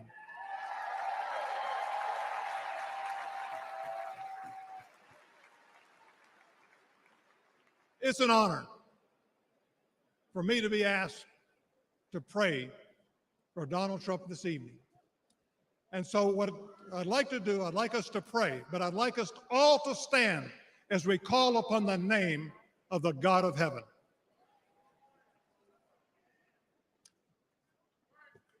Our Heavenly Father, we come before you this evening with grateful hearts. Thank you for saving the life of President Donald J. Trump. In his own words, it was you and you alone who saved him. We pray for the others that were injured on Saturday, for the family who lost their loved one. Put your loving arms around them. Comfort them, and may they sense your presence. We stand before you tonight. We say thank you for the provisions you have given to the United States of America. You have blessed this country more than any country in the world. Sadly, as a nation, we have forgotten who is responsible for all the freedoms, the liberties, and the bounty that we enjoy. It has all come for you. Thank you. This evening, our nation is in trouble. We're divided politically, racially, economically, with millions of people seeking refuge and hope in our dry and thirsty land. You're the only one who can fix the complexity of the problems that we face today. We pray for President Trump that you would give him wisdom, strength, and a clear vision for the future of this nation and the task that is at hand. Continue to protect him from his enemies. I pray that you would surround him with men and women who will give him sound counsel and guidance. We pray for Melania, for Barron, and for all the President Trump's children and grandchildren. We pray for Senator J.D. Vance, his wife Usa, along with their young family. We're thankful for his strong stand for defending life. As your word instructs, we also pray for the leaders of our nation, whether they're Republican, Democrat, or independent. We know that all authority comes from you. You are a great God, and we ask that if it be thy will that you will make America great once again. And we ask that you'll unite our hearts, bring us together, one nation under God, indivisible, with liberty and justice for all. And we pray this in the mighty name of my Lord and Savior, Jesus Christ, the King of Kings and the Lord of Lords. Amen. Amen.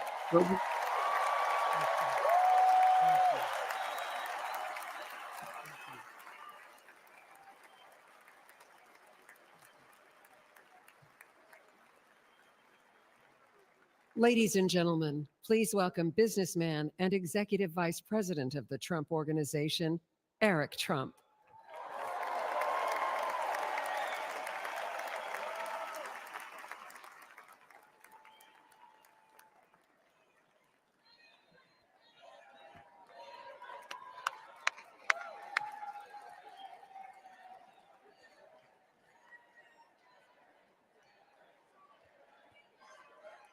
Good evening, America.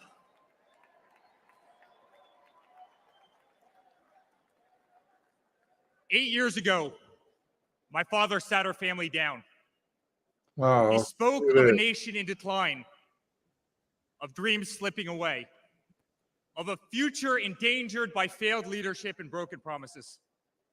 It was in that moment I knew my father had So made a decision I just that would got forever change our breaking lives. news Okay, He that realized he had chosen to step Biden into the agrees to arena withdraw from race and to will fight not for the endorse soul Harris. of America.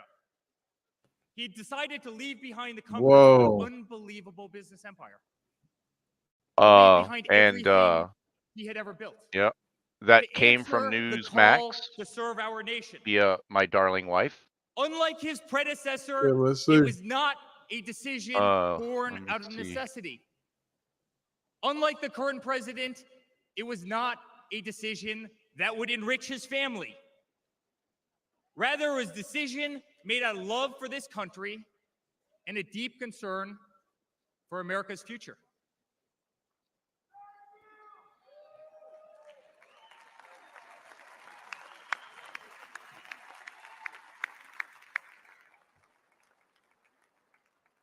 My father was clear it would not be easy, that there would be a huge price to pay, and that the attacks would be vicious. Looking back, that was Get an that together if you can find any The footage. made-up man. Russia hoax, You know I'm digging. the sham impeachments, the efforts to destroy an unbelievable company, a company that I run today, the efforts to cancel us, to silence him, to gag his free speech, and to drag him through every radical left courthouse in America, to take his life. Yet through it all, he's shown unwavering courage and determination, not just in public, but in every private conversation with me and our family.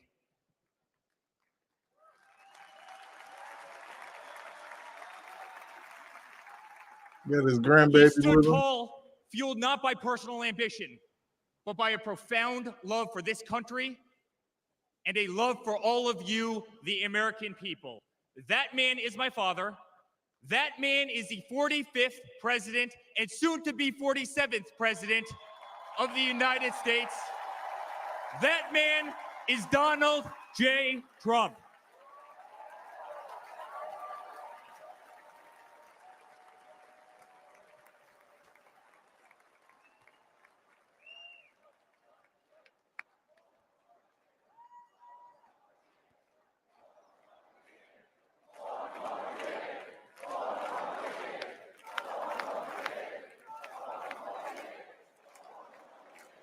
Really? Each time I've stood on this stage, America has been at a dire crossroads. In 2016, many people began to doubt the promise of America. Our economy was struggling, jobs were scarce, our standing on the world stage was weak at best. Veterans were forgotten, our military was in shambles, our educational system was broken, ranked 30th in the world. He could no longer tolerate an inept administration that handed $150 billion I'm to screening Iran, their live feed a right now. country that chants death to America, or witness the continued attacks on our Constitution and our religious liberty, or see the disrespect shown to our unbelievable law enforcement officers who are being disarmed, defunded, and persecuted each and every day. He could no longer stand to see words like Christmas stripped from public use or the Pledge of Allegiance removed from our schools. But my father saw potential where others saw despair. Donald Trump built the New Being York broken City by Mark skyline. Halperin. He did so It during says a time Biden agrees to withdraw from race. He did so during a time when businesses were turning away from the city he loved. How Crime was long is rampant. it? The streets were dirty. It's but he had the not a Midas touch, video. and he turned those streets and neighborhoods into gold. Actually, He faced there's every a group challenge of with tremendous folks vision and at grit. the RNC As he did who are during the watching the same 2016 thing that we election, are, he that are rolled up his talking about sleeves it right and now. remained unapologetic. He Wow. did not care to be politically correct. And it's the Newsmax people.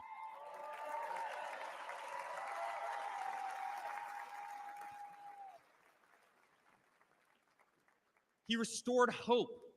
He restored a voice to millions of Americans who had been ignored. He restored the American dream.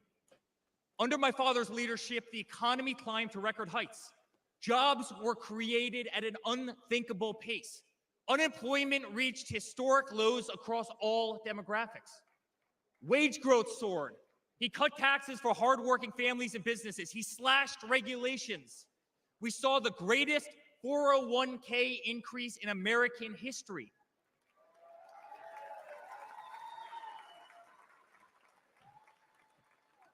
People bought their first homes in an environment that saw 2 Trump to met with 3% Beetle on interest rates. They started their families. My father made the United States energy independent with the lowest gas prices in decades. True. My father made the United States safe. Our borders were closed. There was peace in the Middle East. Soleimani, al-Baghdadi, the terrorists were dead.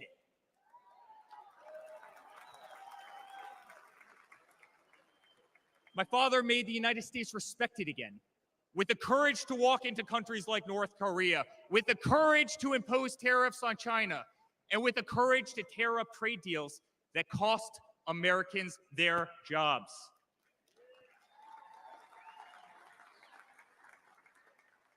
He brought manufacturing back to America. Small businesses flourished. He did what he promised. He put America first.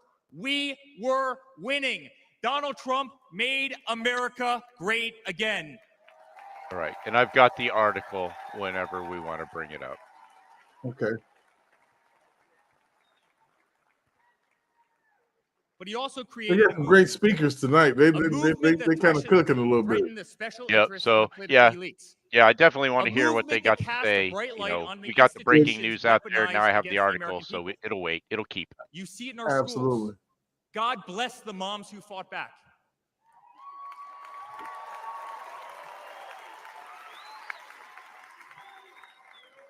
You see it in your workplace. You see it on every news station, in every newspaper. You see it in the military. The most iconic military installations on planet Earth are stripped of their identity and renamed. Fort Bragg, Benning, Fort Hood. You see it in Hollywood. You see it in our two-tier judicial system. They don't even hide it anymore.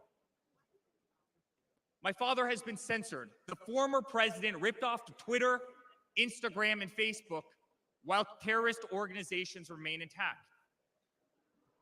My father has been persecuted, targeted by far-left Democrats, funded by special interest groups, and hand-picked judges. My father has been pulled off the ballots of states, radical justices attempting to defy the will of millions of Americans who adore who he is and what he stands for. My father even became the target of an assassin who almost killed America's single greatest hope for our future. The swamp is terrified of this incredible movement. They're terrified of it. They're terrified of you and the tens of millions of people watching us on TV right now. They've tried everything to keep him from you, everything, to destroy his legacy, to destroy his family. They have failed, and they will not win.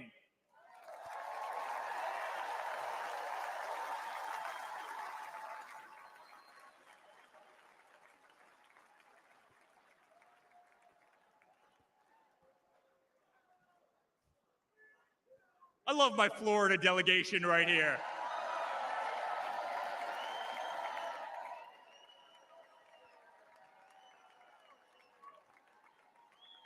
Thank you.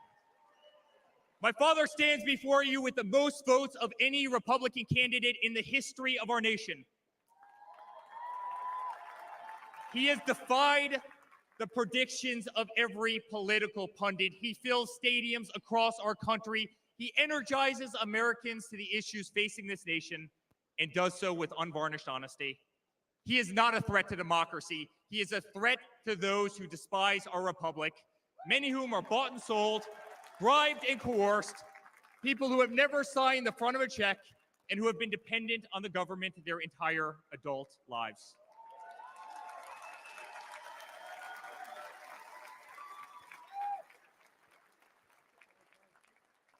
Today, as it was in 2016, America's at that crossroads again. Energy prices are soaring. Interest rates are crippling. Everything is unaffordable. The US dollar has been diminished. Inflation has made it impossible for Americans to live, to save for their future. Our infrastructure is crumbling. Our border is out of control. Millions are dead and displaced in Russia and Ukraine, a war that has no end and a war that we are funding. The Middle East has become a hornet's nest. Our greatest ally, Israel, totally under siege. Fentanyl is killing our youth and destroying families, while the current administration stands idly by, hoping their inaction will import illegal votes. Crime terrorizes our cities and our suburbs as far-left policies handcuff police. Male athletes, guys my height, 6'5", are swimming in women's sports. Wow. Destroying the dreams of young girls who have trained every minute of their lives. We no longer trust our elections. We no longer trust our judicial system, and we no longer believe that our government is working in our best interest.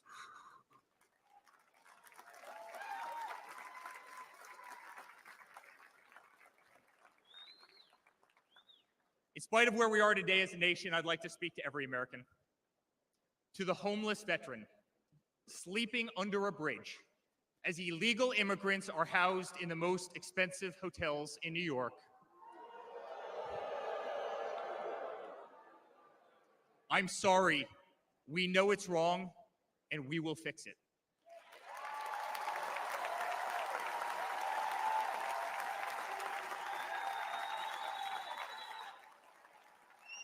To the single mother who can no longer afford her rent, afford groceries, and has been forced to work 3 jobs, I'm sorry. It does not have to be this way.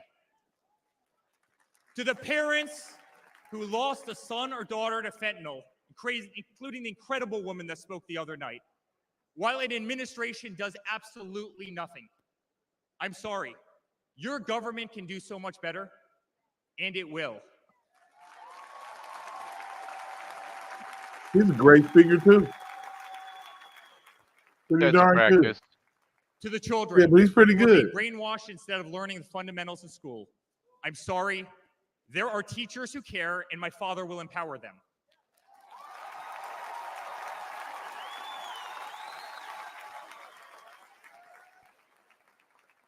To the law enforcement officers, our brave border patrol, Secret Service agents who work every single day to protect our communities, knowing damn well that the system will throw you under the bus, I'm sorry. We will stand behind you.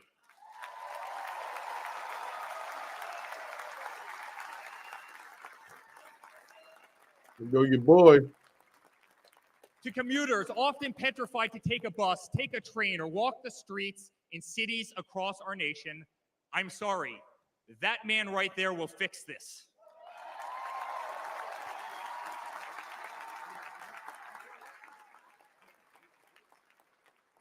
To the construction workers, to the middle-class families, to the families with children with disabilities, families who can no longer afford medical benefits or to take a vacation, I'm sorry. We will make America great again.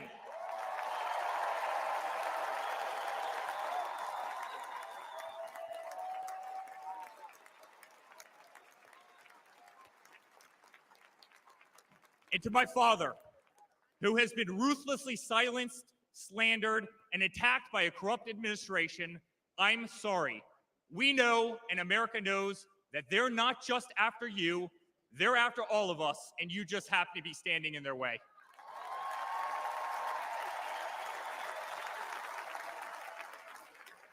I believe that.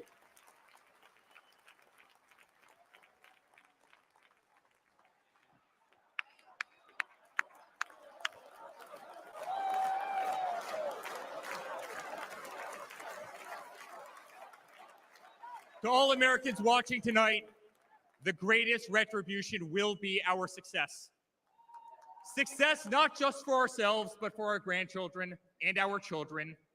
Under President Donald J. Trump, the swamp will be drained. America will be respected. Our cities will be safe. Our streets will be clean. And our border will once again be secure.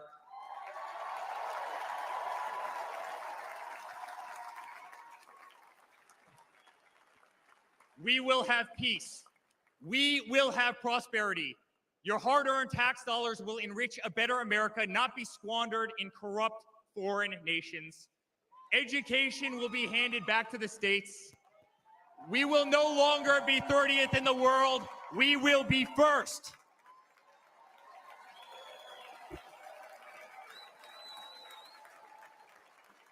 They know how to build up the moment, don't they?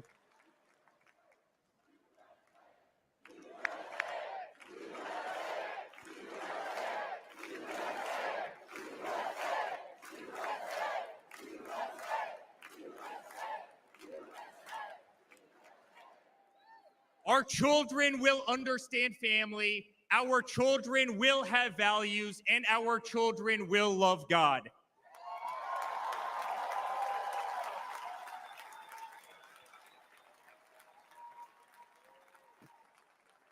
Our country will prioritize free speech, respect freedom of religion, and honor our Constitution.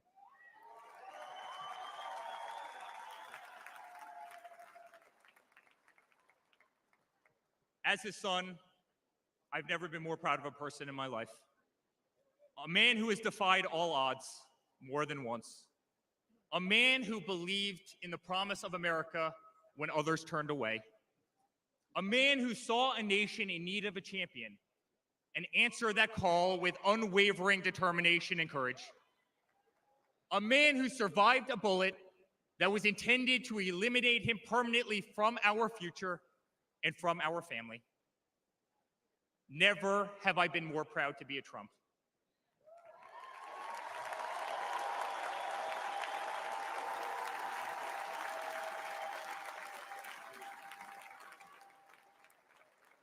Never have I been more proud to stand by my father's side.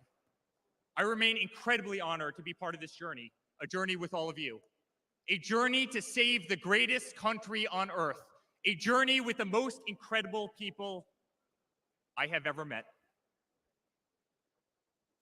Dad, 5 days ago, Laura, Luke, Carolina, and I held our breath as we saw blood pour across your face. By the grace of God, divine intervention, and your guardian angels above, you survived.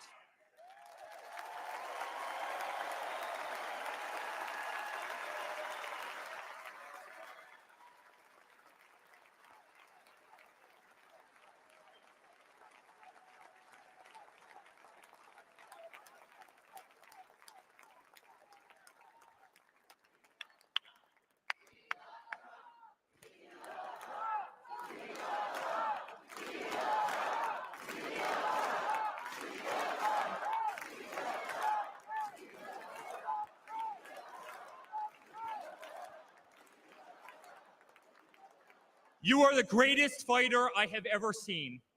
You are strong, you are full of life, and you are unapologetic. Your optimism is contagious. Your backbone is unbreakable. Your conviction to fight for what is right and against all that is wrong is truly next level.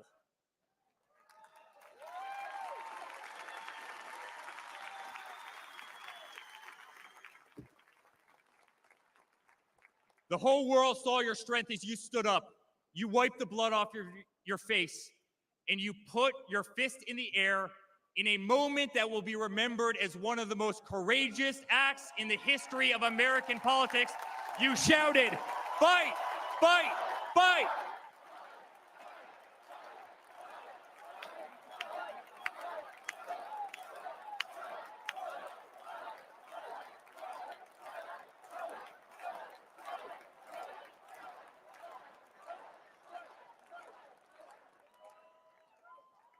I'm honored to be your son.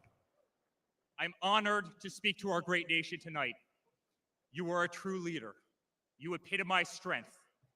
Our country loves you. Our country appreciates you. Our country misses you. And on November 5th, our country will re-elect you as the 47th President of the United States of America. No doubt about it. Good night, Milwaukee. God bless you all. I now have a video for you. I mean, the speeches get better and better, man. I'm like, good Lord. That's your boy coming on next. Who? Dana White. Okay.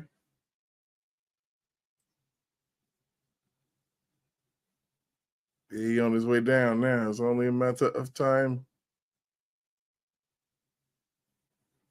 All eyes on Trump, huh? I can't wait to hear him talk, man.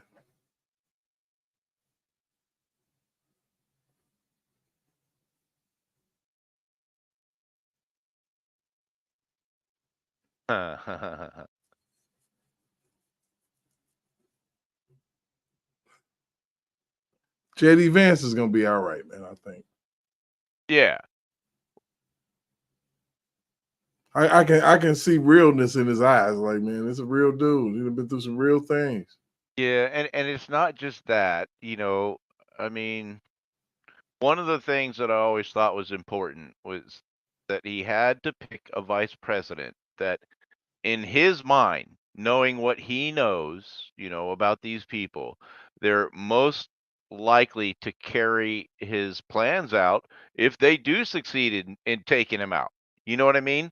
Right. And so his vice president has to be somebody where, if they decide that they're going to make an attempt on Trump and they're successful, it's not going to gain them anything. It's just going to make it worse for them. Right. Although with their history, I'm convinced they don't learn anything from their mistakes. They just keep doing the same Absolutely crap. not. Absolutely not. Yeah, but like I said, I think it's any moment now. Yeah. Let me see how long this video is here. Oh, it's just a minute here. So let me bring this up.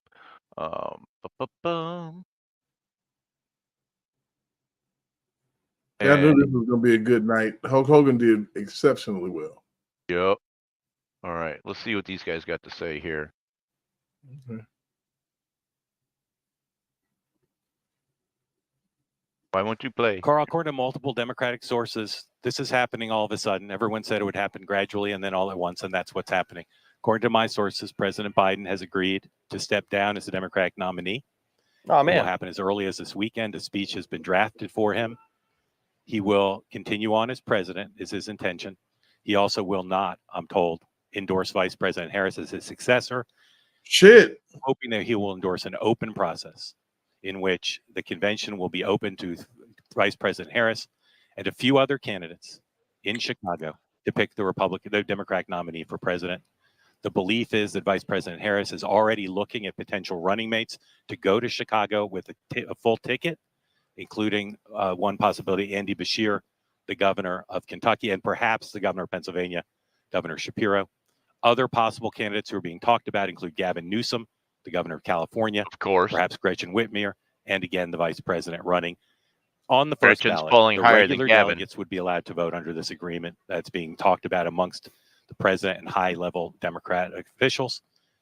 The regular delegates would vote on the first ballot. If there is no winner on the first ballot, the so-called super delegates would be allowed to vote on the subsequent ballot. This decision was reached, I'm told, all of a sudden because of the high-level pressure from Nancy Pelosi, Barack Obama, and others, and as well as the decision of many of President Biden's top aides that there was no path forward for him, that he would not be able to win this election, win the general election. And therefore, he's stepping aside again as early as this weekend. So, Mark. Wow. Yo. Bob Shelf. Yeah, I think, like I said, I mean, even the Democrats said FJB. Good Lord. What the Yo. hell? Damn.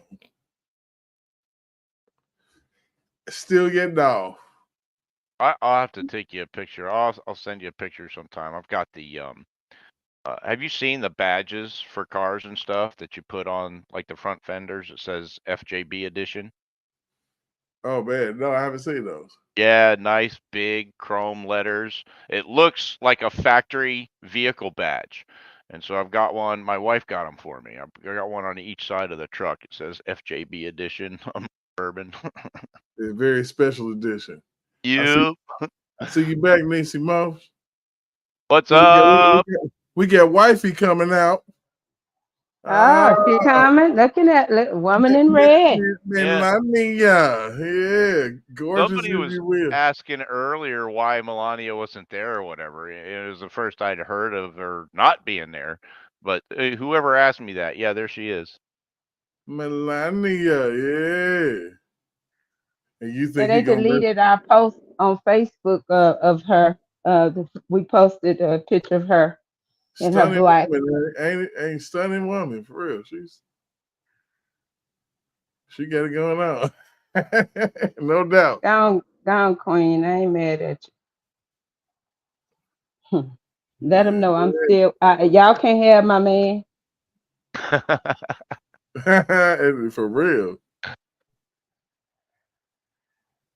And y'all think he gonna leave me for y'all? Really? What they do that is?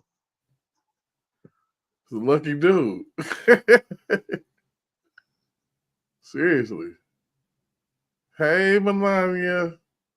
What's up, lady? She's very classy. Yeah. She ain't looking like somebody's great grandma. This is a story as uniquely American as the ideals and freedoms we all cherish. A story of a life dedicated to dreaming big. A story about giving back to the people in his beloved city. But most of all, this is a story about putting his country first. And it's a story best told in pictures. This has a classic Disney feel to it. And confident, Donald Trump wasn't So did y'all see Oprah Winfrey? and build No. bigger.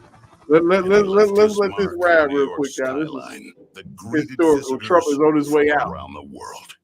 But he No, I was saying right there. They showed him hugging Oprah hugging. folk hero. Yeah. Celebrities and sports stars wanted to be seen with him. Politicians sought his approval. And New Yorkers just loved him. And he loved them back. And he gave back. Just one example. Saving the Woolman's skating rink. The Wallman Skating Rink in Central Park is open again. The city spent nearly 6 years and $12 million trying to fix it, and then to the rescue, And developer failed. Donald Trump. As Tracy Egan tells us now, he accomplished in 3.5 months what the city couldn't do in 6 years. Donald, you perform a great public service. There was no denying that Donald Trump was the toast of the town. But he was also something even more important, a patriotic American. And like many others, he was becoming increasingly troubled by the direction of our country. Because I really am tired of seeing what's happening with this country, how we're really making other people live like kings, and we're not. You've said, though, that if you did run for president, you believe you'd win. Well, I don't know. I think I'd win. I tell you what, I wouldn't go in to lose. I've never gone in to lose in my life. And if I did decide to do it, I think I'd be inclined. I would say that I would have a hell of a chance of winning, because I think people, I don't know how your audience feels, but I think people are tired of seeing the United States ripped off. But who would ever run for president and leave such a glamorous life? Appearances in movies, best-selling books, a widely popular TV show. But for Donald J. Trump, the calling to save his country was even stronger. The mission, more important. The number of Americans being left behind, too large. And so, in Donald Trump fashion, he announced he was running for president, in it to win. And he did.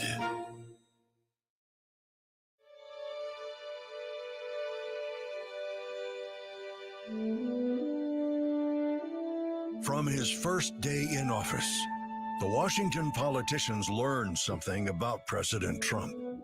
He's not afraid to fight for what he believes in. They call that having the courage of your convictions. First up, the Trump tax cuts, largest in America's history, and it led to higher take-home pay for And I'm ready for them families. again, baby. Unfortunately, today, taxes are up and incomes down. The politicians just never learn. Next for President Just said Trump, that about them. secure our border. Check. Miles and miles of wall built. ISIS and other terrorists deterred. But now, we have the Barney Fife of border security, Jesus Christ. leading to 250,000 Americans dead from fentanyl coming in. Brutal migrant crime spreading across America.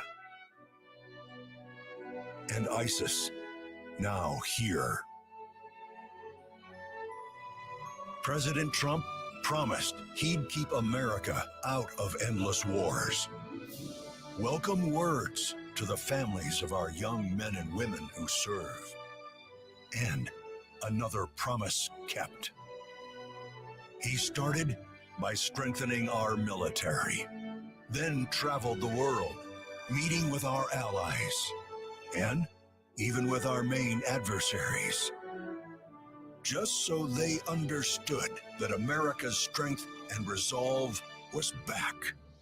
Because that's what a strong commander-in-chief does. And it led to a stable world at peace and our troops safe. Today, playing. A different story. Our enemies smelled weakness, then set the world on fire. Putin saw it, then invaded Ukraine. Hamas saw it, then started a war in the Middle East.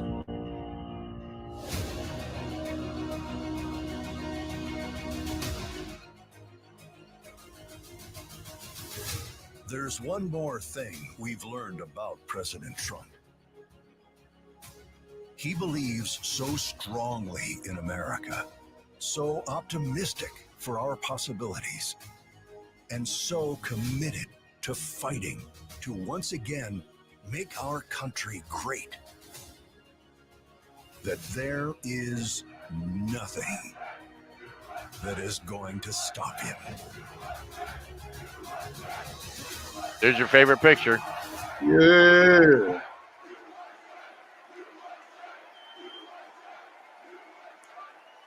Man, that's an ad. That's an ad right there. That's a pretty good one. Ladies and gentlemen, please welcome Kid Rock. What's up? What up, America? If you're ready for President Trump to take the stage, I need everybody to stand up. I need everybody to put a fist up in the air. Everybody, get a fist up in the air. Do what it do, baby. Now follow me. Say fight, fight. Say fight, fight. Fight, Say fight, fight, fight. fight, Say fight. somebody scream. Ooh. The devil without a cause. I'm back with the beaver hats and Ben Davis slacks. 30-pack of stroll, straight rock and roll. No Rogaine in the propane flow. The chosen one, I'm live and prove with the gift of gas. JD ready to get down, baby. Jab, stab, and knock critics back. And I did not start when I said that. I'm going platinum, selling rhymes. I went platinum 7 times. Still they ill and want to see us fry. Come on, lady. Get on beat. Get on beat. Only God knows why. I'm telling you. Why? They call me cowboy. I'm the singer of black. Throw a fist in the air. Let me see where you at. Say fight, fight. Fight, Say fight, fight, fight. fight, Say fight, fight, fight, Say fight. Trump. Talk, talk.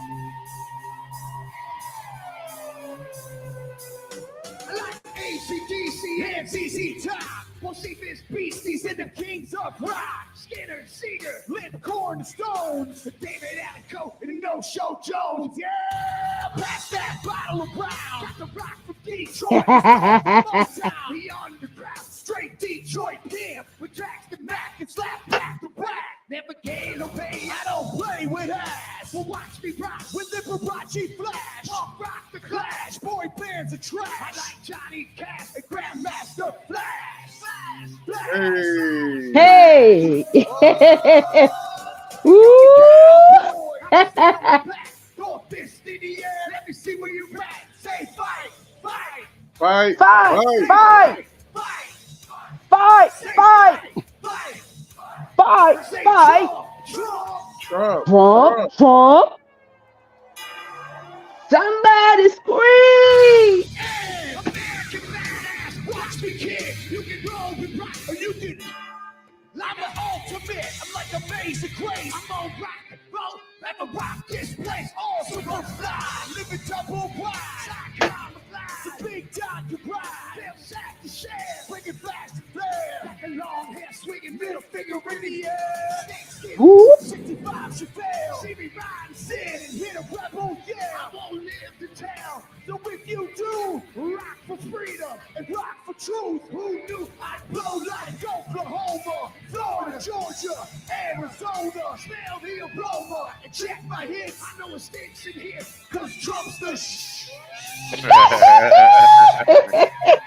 Yeah, baby. The Family Channel, boys. Let me see where you at. Say Trump, Trump.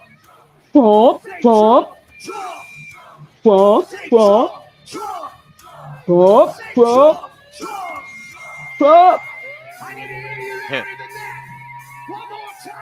I don't think we're in sync with them. We are. Trump.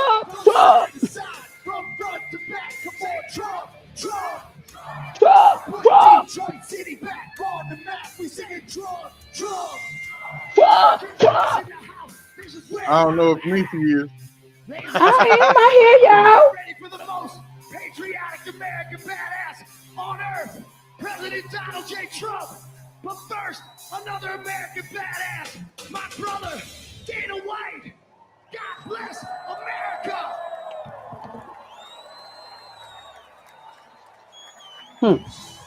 Good job, Kid Rock. Yeah. That was one of the Undertaker's theme songs. Mm-hmm. Well, you know they said he loved music. He got a collection. Yeah.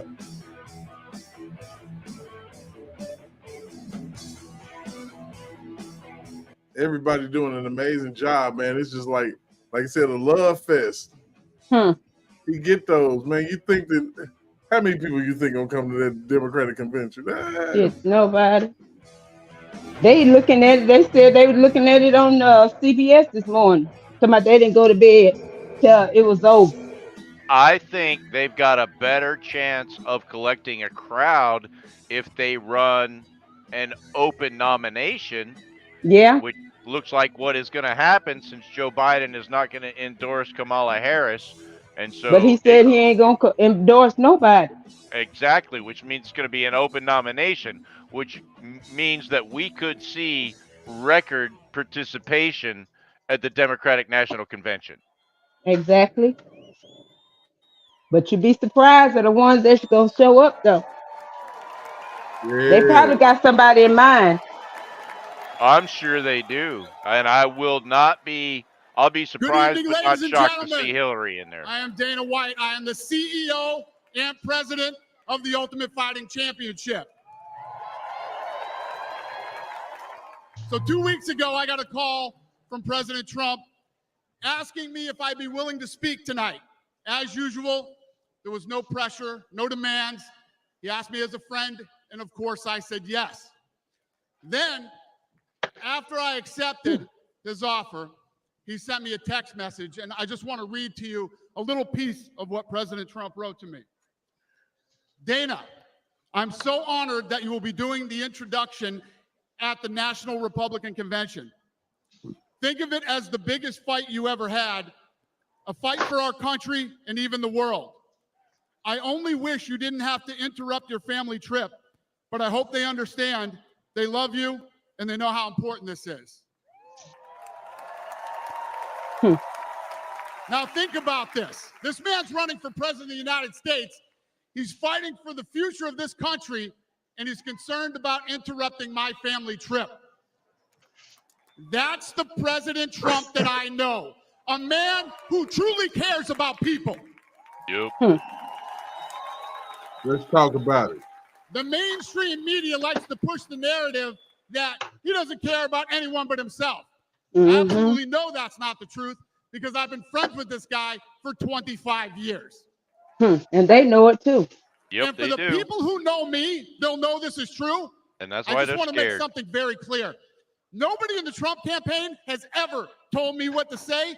Nobody tells me what to say, and I'm nobody's puppet. Sad man. And I'm not telling you what to think. I'm telling you what I know. And I know President Trump. I know President Trump is a fighter. I've been saying this since 2015. Now look at what's happened over the last 10 years. We have all seen it with our own eyes. I'm in the tough guy business. And this man is the toughest, most resilient human being that I've ever met in my life. The higher the stakes, the harder he fights, and this guy never, ever gives up. So what's at stake here? The answer is in President Trump's text. A fight What am for I our hearing? country. I have no idea. I know why he's running for Hey, president Nishimo, again. I muted Why your mic. else would he put himself through everything he's dealt with just to get back here? We all know he doesn't need this. This guy's got a great life. He has a beautiful family, and he has achieved everything that you could possibly achieve in life. I know President Trump is literally putting his life on the line for something bigger than himself, and he's willing to risk it all because he loves this country.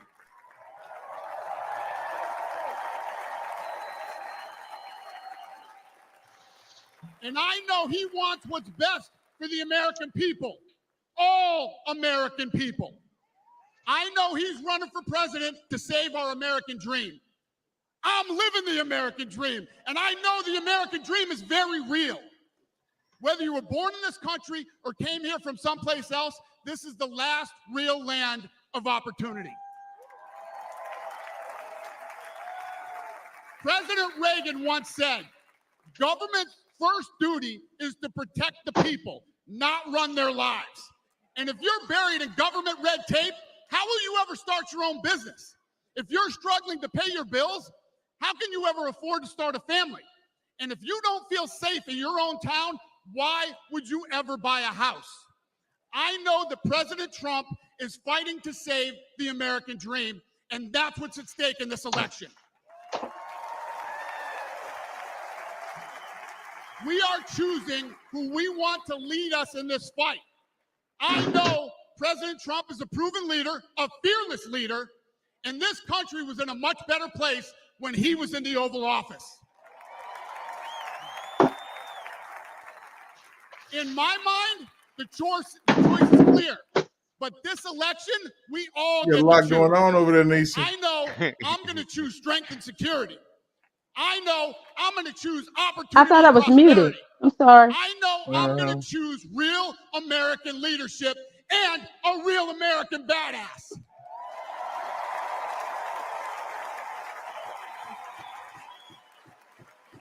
And I'm not telling you what choice to make, and I'm not telling you what to think. I'm telling you what I know. I know America needs a strong leader, and the world needs a strong America. I know Donald J. Trump is the best choice for President of the United States. My fellow Americans, it is my honor to introduce the 45th and soon-to-be 47th President of the United States, Donald J. Trump. Woo! See what music they play, if they play any music. I'm paying attention.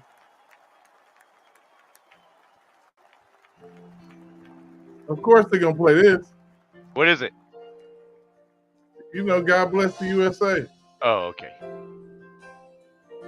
I may get blocked or whatever. I don't even care right now. All the things were gone. I'd worked for all my life, and I had to start again. Just my children and my wife. Thank my lucky stars to be living here today, 'cause our flag still stands for freedom, and they can't take that away. And I'm proud to be an American, where at least I know I'm free. And I won't forget the men who died, who gave that right to me. And I gladly stand up next to you and defend her still today. 'Cause there ain't no doubt I love this land. Sing it. God bless the USA.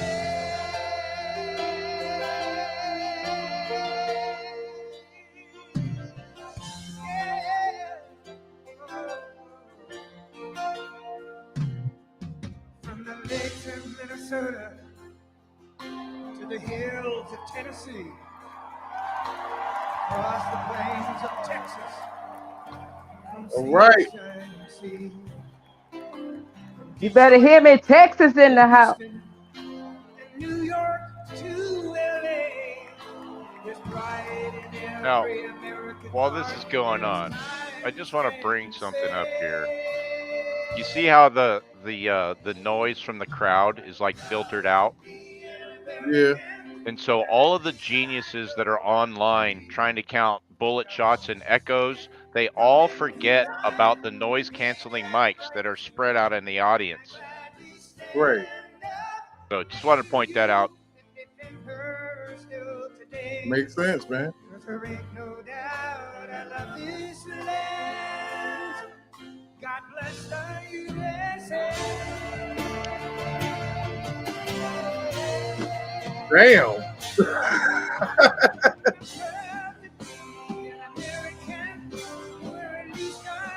Look at that. Look at that.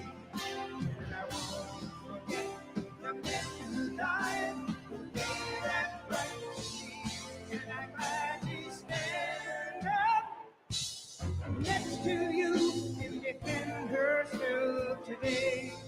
Hey, pop that up full screen, will you?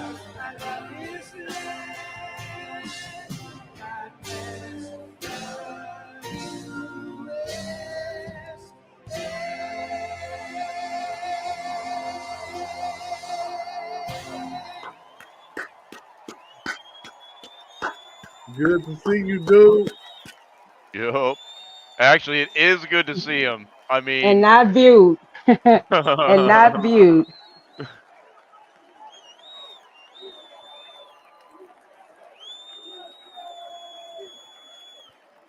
It's good to see you, man. God is still making miracles.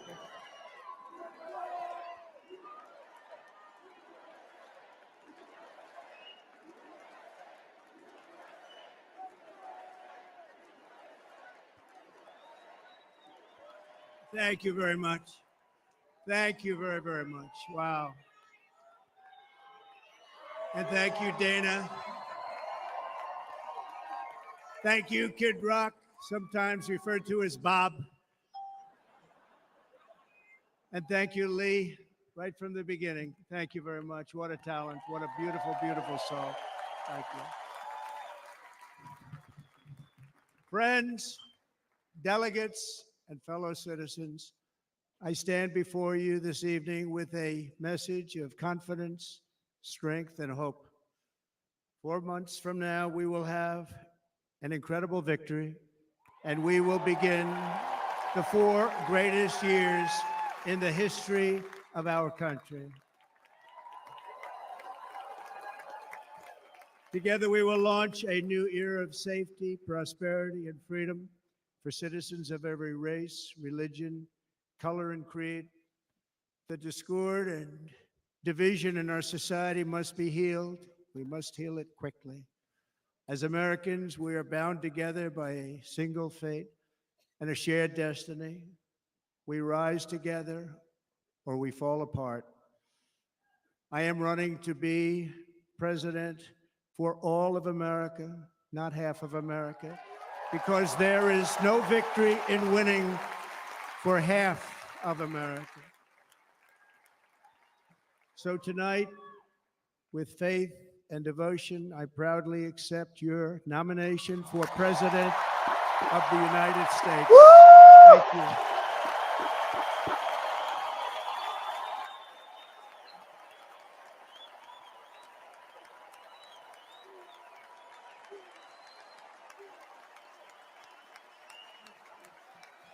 Thank you.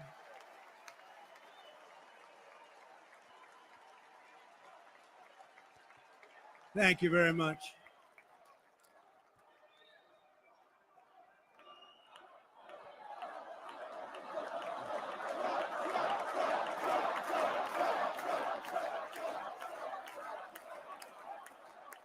Thank you very much.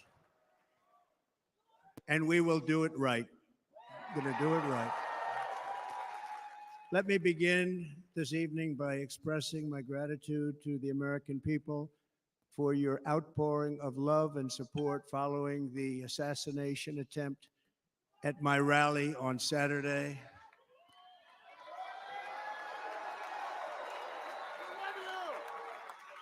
As you already know, the assassin's bullet came within a quarter of an inch of taking my life. So many people have asked me what happened. Tell us But what God. happened, please. And therefore, I will tell you exactly what happened. And you'll never hear it from me a second time because it's actually too painful to tell. It was a warm, beautiful day in the early evening in Butler Township in the great Commonwealth of Pennsylvania. Music was loudly playing and the campaign was doing really well. I went to the stage and the crowd was cheering wildly. Everybody was happy. I began speaking very strongly, powerfully, and happily because I was discussing the great job my administration did on immigration at the southern border. We were very proud of it.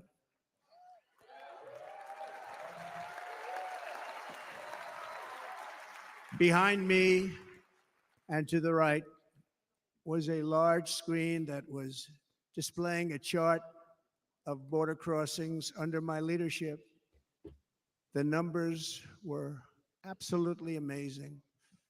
In order to see the chart, I started to, like this, turn to my right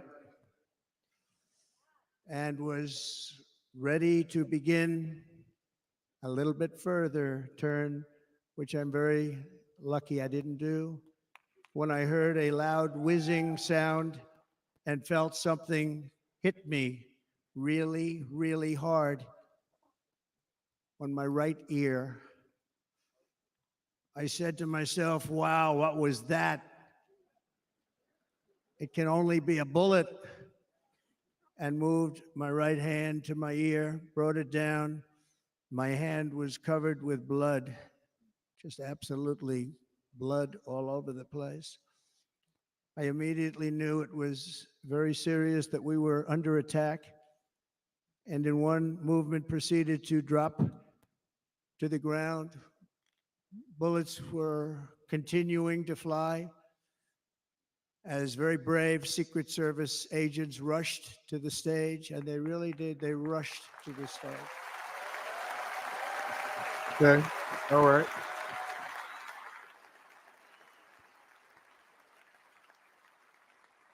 These are great people at great risk, I will tell you, and pounced on top of me so that I would be protected.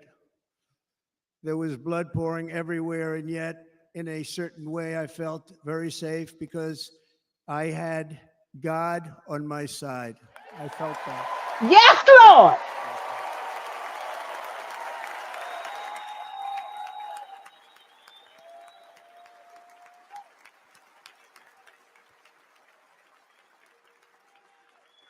The amazing thing is that prior to the shot, if I had not moved my head at that very last instant, the assassin's bullet would have perfectly hit its mark, and I would not be here tonight. We would not be together.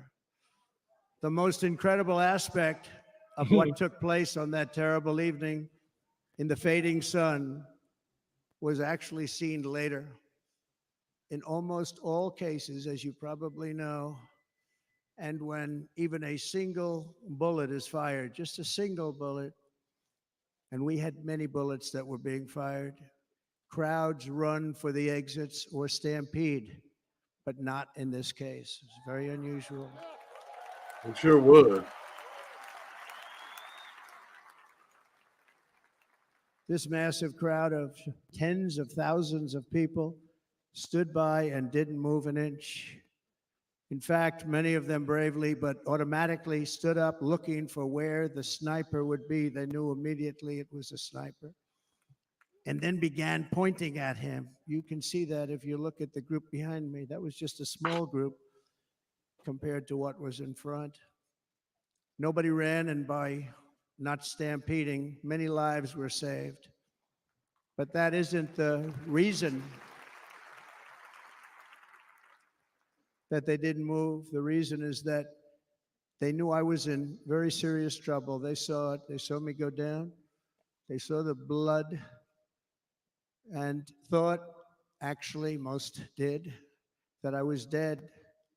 They knew it was a shot to the head. They saw the blood. And there's an interesting statistic. The ears are the bloodiest part. If something happens with the ears, they bleed more than any other part of the body.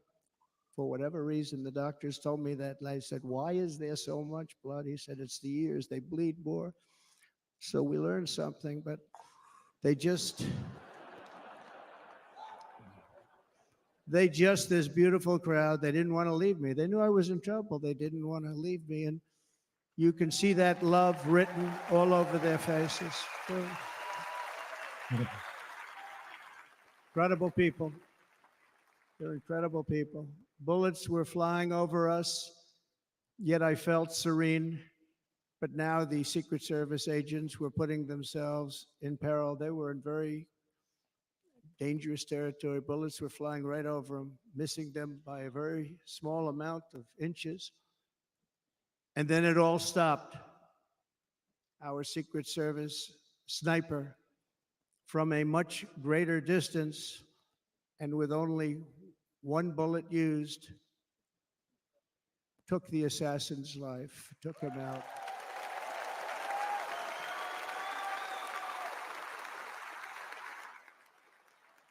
I'm not supposed to be here tonight. Not supposed to be here. But God. Yes, you are. But God. Yes, you are. But God. Yes, you are. God wouldn't let it be so.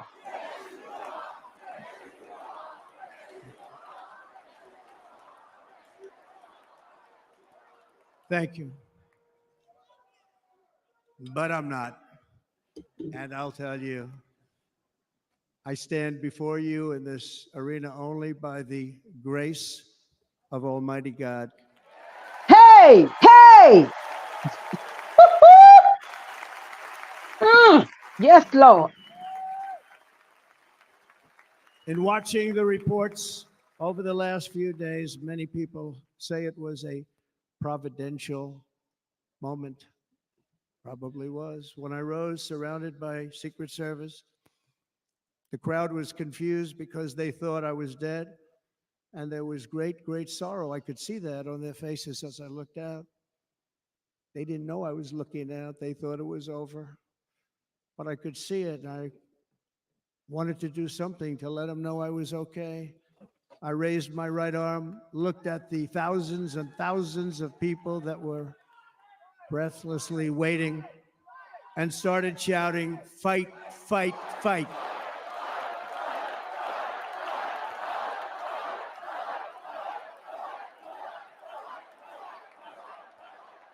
Thank you.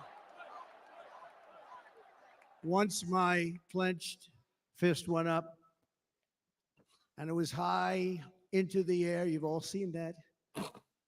The crowd realized I was okay and roared with pride for our country like no crowd I have ever heard before. Never heard anything like it. For the rest of my life, I will be grateful for the love shown by that giant audience of patriots that stood bravely on that fateful evening in Pennsylvania. Tragically, the shooter claimed the life of one of our fellow Americans, Corey, comparator, unbelievable person, everybody tells me. Unbelievable. And seriously wounded, two other great warriors, spoke to them today, David Dutch and James Copenhaver, two great people. I also spoke to all three families of these tremendous people. Our love and prayers are with them and always will be. We're never going to forget them. They came for a great rally. They were serious Trumpsters, I want to tell you. They were serious Trumpsters and still are. But Corey, unfortunately, we have to use the past tense. He was incredible. He was a highly respected former fire chief, respected by everybody. Was accompanied by his wife, Helen, incredible woman. I spoke to her today, devastated, and two precious daughters. He lost his life selflessly acting as a human shield to protect them from flying bullets. He went right over the top of them and was hit. What a fine man he was.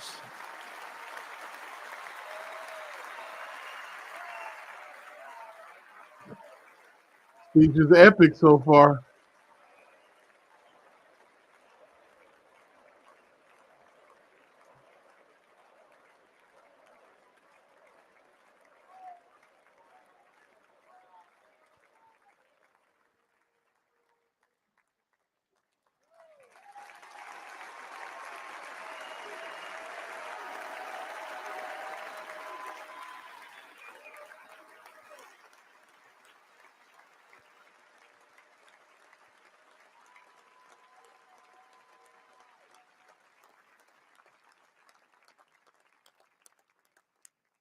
I want to thank the fire department and the family for sending his helmet, his outfit, and it was just something, and they're going to do something very special when they get it. But we did something which cannot match what happened, not even close. But I am very proud to say that over the past few days, we've raised $6.3 million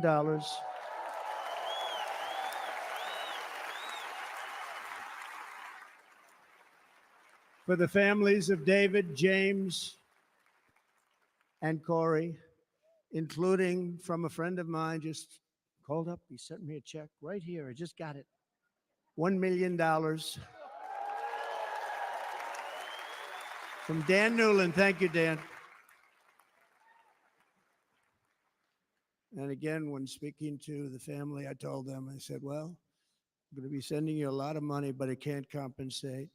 They all said the same thing. You're right, sir. We appreciate so much what you're doing, but nothing can take the place in the case of Corey and the other two. By the way, they were very, very seriously injured, but now they're doing very well. They're going to be okay. They're going to be doing very well.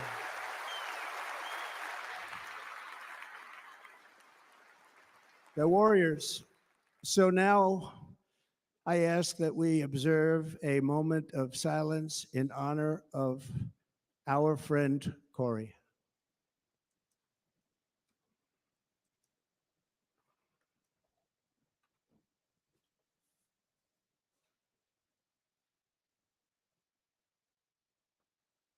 What happened? Moment of silence. There is no greater love than to lay down one's life for others. This is the spirit that forged America in her darkest hours. And this is the love that will lead America back to the summit of human achievement and greatness. This is what we need. Right, man. Despite such a heinous attack, we unite this evening more determined than ever. I am more determined than ever, and so are you. So is everybody in this room.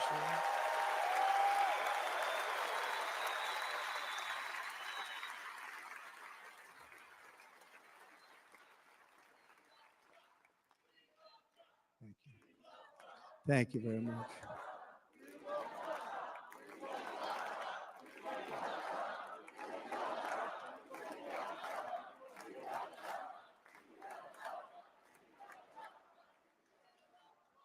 Our resolve is unbroken and our purpose is unchanged to deliver a government that serves the American people better than ever before.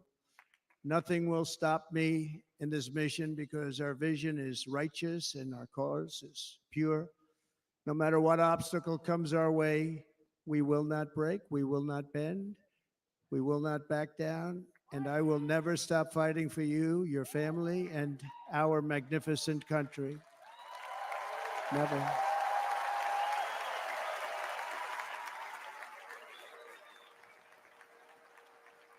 And everything I have to give with I'm glad it's him, all not of me. the energy and fight in my heart and soul, I pledge to our nation tonight. Thank you very much. I pledge that to our nation. We're going to I've turn been our gave nation up. around, and we're going to do it very quickly. Thank you.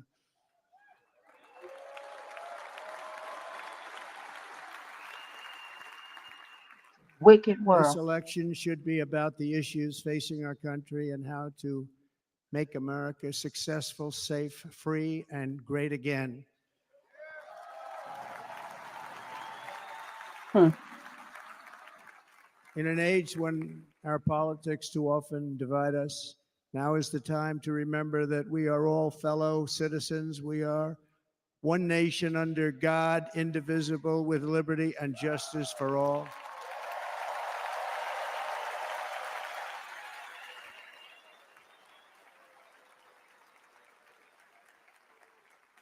And we must not criminalize dissent or demonize political disagreement, which is what's been happening in our country lately at a level that nobody has ever seen before. In that spirit, the Democrat Party should immediately stop weaponizing the justice system and labeling their political opponent as an enemy of democracy.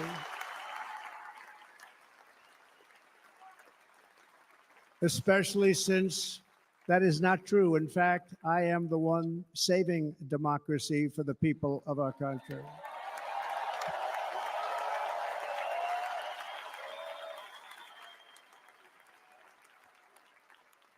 And very big news, as you probably just read, on Monday, a major ruling was handed down from a highly respected federal judge in Florida, Eileen Cannon, finding that the prosecutor and the fake documents case against me were totally unconstitutional, and the entire case was thrown out of court. With all of that publicity thrown Yes. out of court. Jesus dropped charges. If Democrats want to unify our country, they should drop these partisan witch hunts, which I have been going through for approximately 8 years. And they should do that without delay and allow an election to proceed that is worthy of our people. We're going to win it anyway. But worthy of our people. On this journey, I am deeply honored to be joined by my amazing wife, Melania. All right, Queen. Smile. Smile, baby. Smile for the hooker.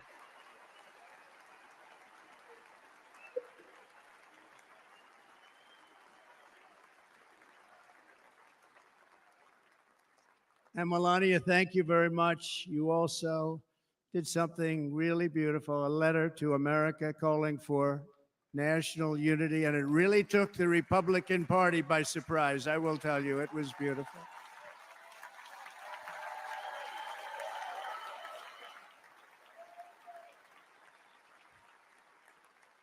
In fact, some very serious people said that we should take that letter and put it as part of the Republican platform. That would be an honor, wouldn't it?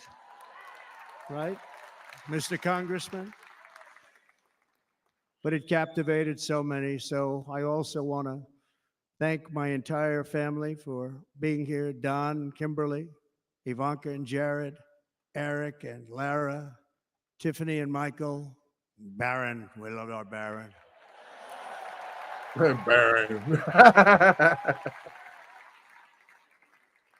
And of course, my 10 wonderful grandchildren. You saw a few of them up there on my lap before. Yes. Nothing like the G baby. And how good was Dana? Was Dana good? I mean, was he good? He was on probably the only vacation he's had in about maybe ever, because he works, but about 10 years with his wife, very far away. I won't tell you where, but very, very far away, beautiful place. And my people called and he said, yeah, I won't be able to do it. This is many, many years. I promised my wife I can't do it. And they came in, they said, Dana won't be able to do it because he was my first, second, and third choice. I said, well, that's too bad, but I understand he's away and it's good. It's good for him. And that was it. About 30 minutes later, she came back in, sir, Dana just called. He's going to do it. And his wife, she said, you can't turn him down. You just can't do it. You have to go. That's a good wife.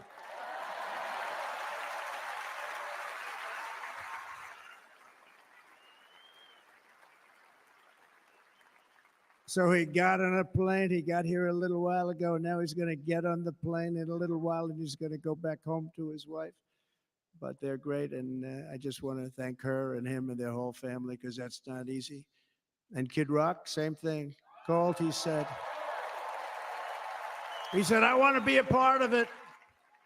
I want to be a part because, Kid does his great song, big, big monster song. I had no idea. He became a friend of mine over the last 10 years.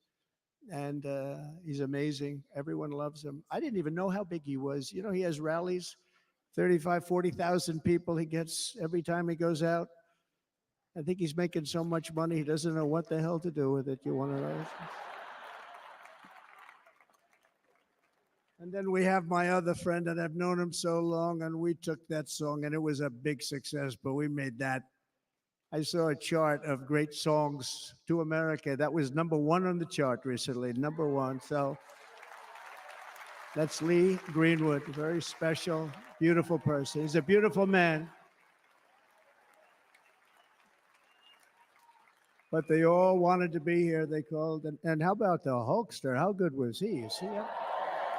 Where is he? Boy, oh boy. Yeah. They may call that entertainment. I know about entertainment, but when he used to lift a 350-pound man over his shoulders and then bench press him 2 rows into the audience, I say maybe entertainment, but he is one strong son of a gun. I will tell you, I watched it many times. There aren't a lot of entertainers that can do that, right? You were fantastic. Thank you very much. Followed by Eric. What was that all about? Boy, that was good. I didn't want to really come up here. But he was so great, and he's such a good young man. He went through a lot of trouble, and Don last night was incredible. He went through so much trouble. They got subpoenaed more than any people probably in the history of the United States. Every week they get another subpoena from the Democrats, crazy Nancy Pelosi, the whole thing, just boom, boom, boom. They've got to stop that because they're destroying our country. We have to work on making America great again, not on beating people. And we won. We beat them and all. We beat them on the impeachments. We beat them on indictments. We beat them. But the time that you have to spend, if they would devote that genius to helping our country, we'd have a much stronger and better country. Yes.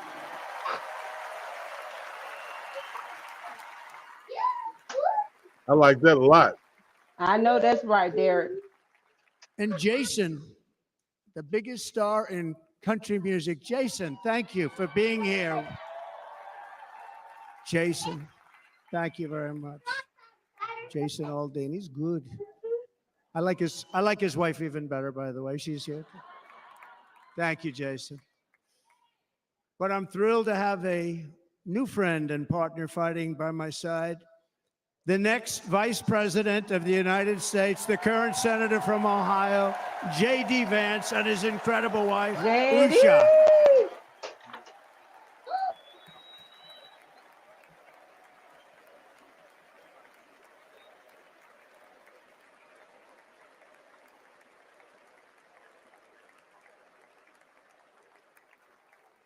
He's going to be a great vice president. He's going to be great. He'll be with this country and with this movement, greatest movement in the history of our country, Make America Great Again. When they criticize it, they say, we're going to try and stop MAGA. I said, MAGA is Make America Great Again. What are you going to stop? There's nothing to stop. Then they say, oh, that's right. It's very tough to fight it. And all of the people that did try and fight it have failed. But he's going to be with us for a long time, and it was an honor to select him. Great student at Yale. His wife was a great student at Yale. They met at Yale. These are two smart people.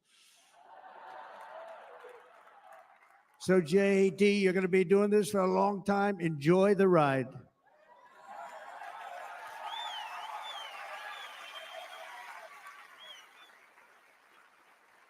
And a very special thank you to the extraordinary people of Milwaukee and the great state of, oh, there they are. There they are. You are so easy to spot. And Green Bay's going to have a good team this year, right? They're going to have a good team. They're going to have a good team. Most of the audience doesn't like it, but it's true. You're going to have a very good team this year. And by the way, Wisconsin, we are spending over $250 million here, creating jobs and other economic development all over the place. So I hope you will remember this in November and give us your vote. I am trying to buy your vote. I'll be honest about that. All right now.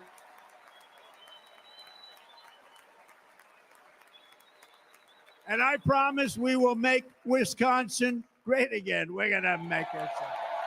I don't believe you have to buy them too hard. Thank you, Mr. Governor. Thank you very much. Thank you.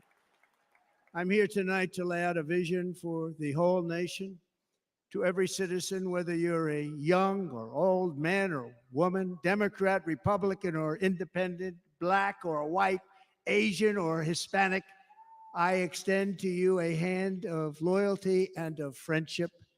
Together, we will lead America to new heights of greatness like the world has never seen before. We were right there in the first term. We got hit with COVID. We did a great job. Nobody knew what it was, but nobody's ever seen an economy pre-COVID. And then we handed over a stock market that was substantially higher than just prior to COVID. Coming in, did a great job. Never got credit for that. We got credit for the war and defeating ISIS and so many things, the great economy, the biggest tax cuts ever, the biggest regulation cuts ever, the creation of Space Force, the rebuilding of our military. We did so much. We did so much. Right to try. Right to try is a big deal. We got right to try. They were trying to get that for 52 years. Somebody's terminally ill. And hopefully there's nobody in this audience, but it does happen a lot. They're terminally ill and they can't use our new space age drugs and other things that we are way ahead. We have the greatest doctors in the world, the greatest laboratories in the world, and you can't do it. They've been trying to get that approved for 52 years. Wasn't that easy? The insurance companies didn't want to do it. They didn't want the risk. The labs didn't want to do it because if it didn't work, people are pretty far down the line toward death. They didn't want to do it. The doctors didn't want to have it on their records, so I got everybody into an office. 52 years they tried. Sounds simple, but it's not. And I got them to agree that somebody that needs it will, instead of going to Asia, Europe, or someplace, or if you have no money going home and dying, just die.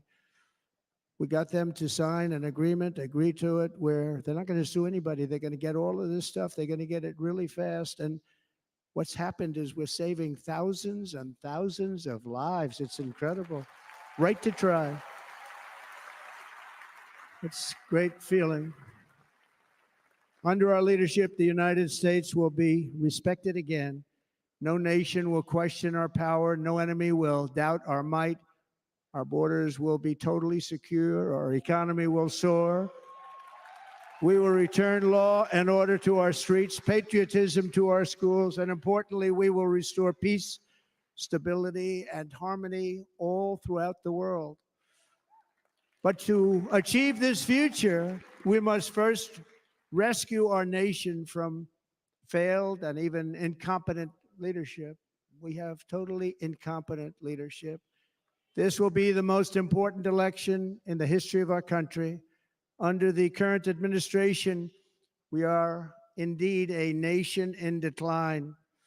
We have an inflation crisis that is making life unaffordable, ravaging the incomes of working and low-income families, and crushing, just simply crushing our people like never before. They've never seen anything like it. We also have an illegal immigration crisis, and it's taking place right now as we sit here in this beautiful arena. It's a massive invasion at our southern border that has spread misery, crime, poverty, disease, and destruction to communities all across our land. Nobody's ever seen anything like it. Then there's an international crisis, the likes of which the world has seldom been part of. Nobody can believe what's happening. War is now raging in Europe and the Middle East. A growing specter of conflict hangs over Taiwan, Korea, the Philippines, and all of Asia.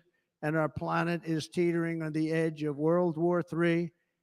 And this will be a war like no other war because of weaponry. The weapons are no longer army tanks going back and forth shooting at each other. These weapons are obliteration.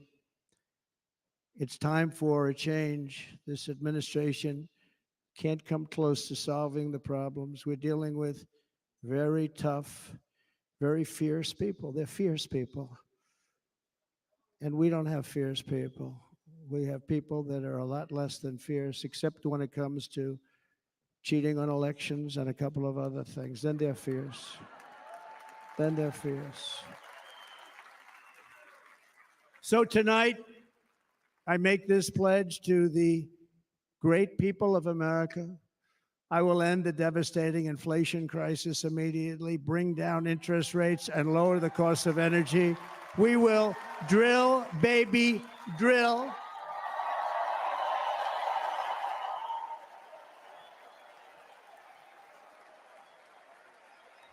You better speak.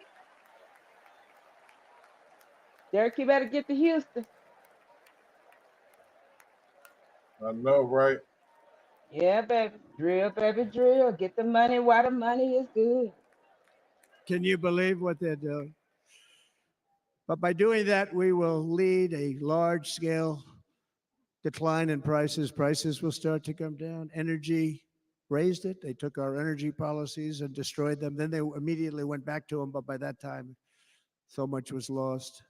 But we will do it at levels that nobody's ever seen before. And we'll end lots of different things. We'll start paying off debt and start lowering taxes even further. We gave you the largest tax cut. We'll do it more. You know, people don't realize. Sure did. I brought taxes way down, Way down. And yet we took in more revenues the following year than we did when the tax rate was And much increased higher. minimum Most people said, how wages. did you do that? Because it was incentive. Everybody was coming to the country. They were bringing back billions and billions of dollars into our country. The companies made it impossible to bring it back. The tax rate was too high, and the legal complications were far too great.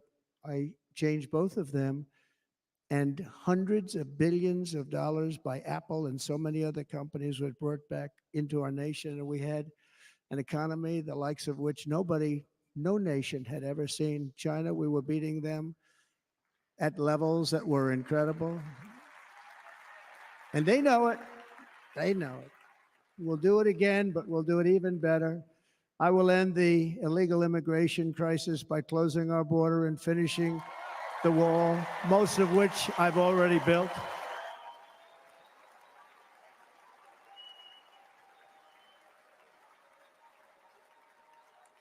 On the wall, we were dealing with a very difficult Congress. And I said, oh, that's okay. We won't go to Congress. I call it an invasion. We gave our military almost $800 billion. I said, I'm going to take a little of that money because this is an invasion. And we built, most of the wall is already built. And we built it through using the funds because what's better than that? We have to stop the invasion into our country that's killing hundreds of thousands of people a year. We're not going to let that happen. I will end every single international crisis that the current administration has created, including the horrible war with Russia and Ukraine, which would have never happened if I was president, and the war caused by the attack on Israel, which would have never happened if I was president. Iran was broke. Iran had no money. Now Iran has $250 billion. They made it all over the last 2.5 years. They were broke. I watched the other day on a show called Deface the Nation. Has anyone seen it? And they had a congressman who was a Democrat say, well, whether you like him or not, Iran was broke dealing with Trump. I told China and other countries, if you buy from Iran, we will not let you do any business in this country, and we will put tariffs on every product you do send in of 100% or more. And they said to me, well, I think that's about it. They weren't going to buy any oil. And they were ready to make a deal. Iran was going to make a deal with us. And then we had that horrible, horrible result that we'll never let happen again. The election result, we're never going to let that happen again. They used COVID to cheat. We're never going to let it happen again. And they took off all the sanctions and they did everything possible for Iran. And now Iran is very close to having a nuclear weapon, which would have never happened. This is a shame what this administration, the damage that this administration has done. And I say it often, if you took the 10 worst presidents in the history of the United States, think of it, the 10 worst, added them up, they will not have done the damage that Biden has done. Only going to use the term once. Biden. I'm not going to use the name anymore, just one time. The damage that he's done to this country is unthinkable. It's unthinkable. Together we will restore vision, strength, competence, and we're going to have a thing called common sense making most of our decisions, actually. It's all common sense. Just a few short years ago under my presidency, we had the most secure border and best economy in the history of our country, in the history of the world. We had the greatest economy in the history of the world. We had never done anything like it. We were beating every country, including China, by leaps and bounds. Nobody had seen anything like it. We had no inflation, soaring incomes were going. Nobody can believe it. You can't believe what happened 4 years ago is happening now in reverse. And the world was at peace. Inflation has been a killer for our country. No matter what you make it, it doesn't matter because inflation is eating you alive. People that were putting away money, they were making great wages, the highest they've ever made. But they were putting away a lot of money. Now they are just being destroyed. They're not putting away anything. They're barely living. They're going into savings accounts. They're taking out their money to live because of inflation. Inflation, remember, it's called a country buster. You can go back to Germany from 100 years ago. You can go back to any country that suffered great inflation. We've suffered the worst inflation we've ever had. But go back and see what's happened to those countries. We've had the worst inflation we've ever had under this person. But in less than 4 years, our opponents have turned incredible success into unparalleled tragedy and failure. It's been a tremendous failure. Today, our cities are flooded with illegal aliens. Americans are being squeezed out of the labor force and their jobs are taken. By the way, you know who's taking the jobs that are created? 107% of those jobs are taken by illegal aliens. And you know who's being hurt the most by millions of people pouring into our country? The Black population and the Hispanic population, because they're taking the jobs from our Black population, our Hispanic population, and they're also taking them from unions. The unions are suffering because of it. Thank you. Thank you. I like you too. Thank you very much. Inflation has wiped out the life savings of our citizens and forced the middle class into a state of depression and despair. That's what it is. It's despair and depression. We cannot and will not let this continue. Less than 4 years ago, we were a great nation, and we will soon be a great nation again. We're going to be a great nation again.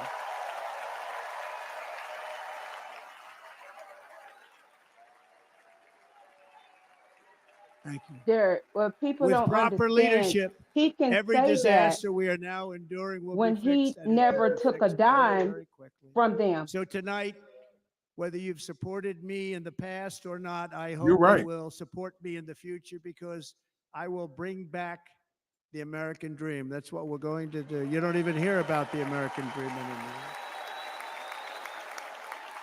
With great humility, I am asking you to be excited about the future of our country. Be excited. Be excited.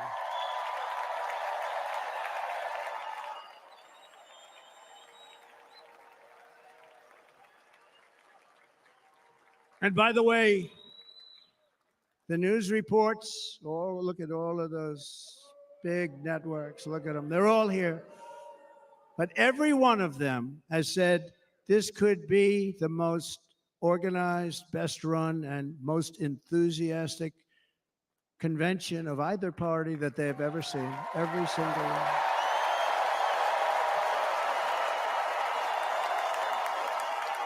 And it's true. It's true. And there's love in the room. There's great love in the room. They trying to get back in, Trump. Don't fall for it. You know he's not. Otherwise, we'll blow it. And we can't let that happen.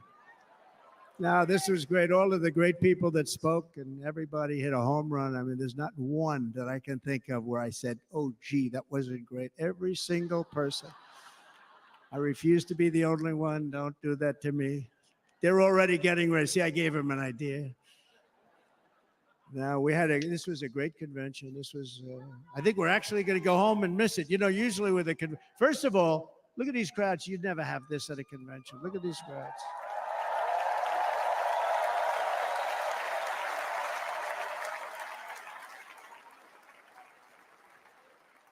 Love. It's about love. This week, the entire Republican Party has formally adopted an agenda for America's renewal, and you saw that agenda, and it's very short compared to Get the Nora long, first and get her out. boring, meaningless agendas of the past, including the Democrats. They write these things that are hundreds of pages long, and they never read them after they're done.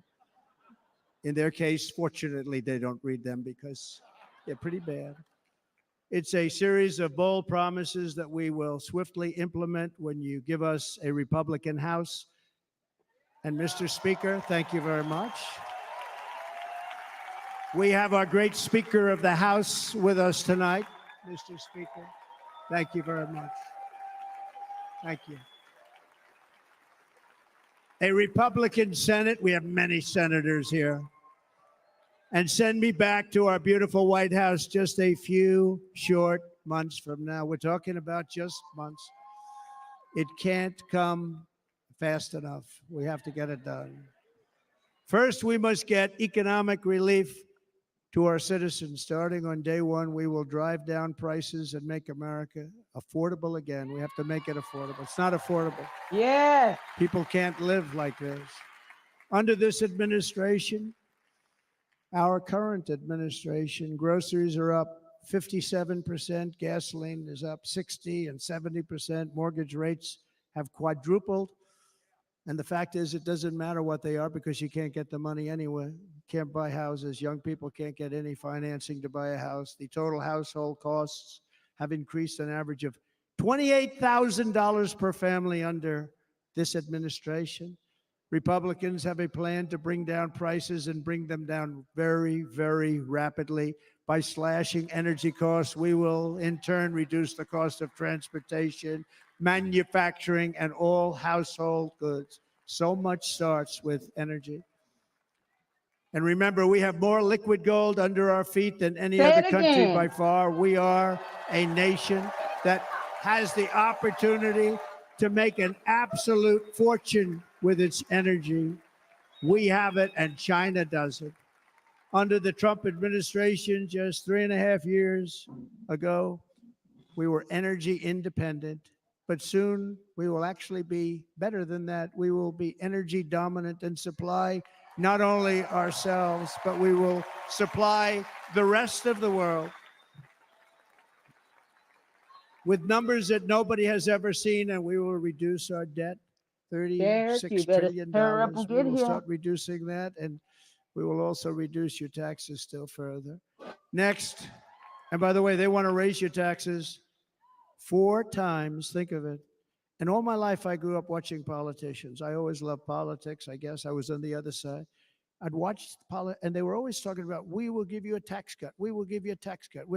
My whole life, I was watching, I will give you a tax cut, right, Mr. Congressman? That's all they talked about. This is the only administration that said, we're going to raise your taxes by 4 times what you're paying now, and people are supposed to vote for them? I've never heard it. You're paying too much. We're going to reduce your taxes still further. We gave you the biggest one, as I said. We're going to give you more, and it's going to lead to tremendous growth. We want growth in our country. That's what's going to pay off our debt.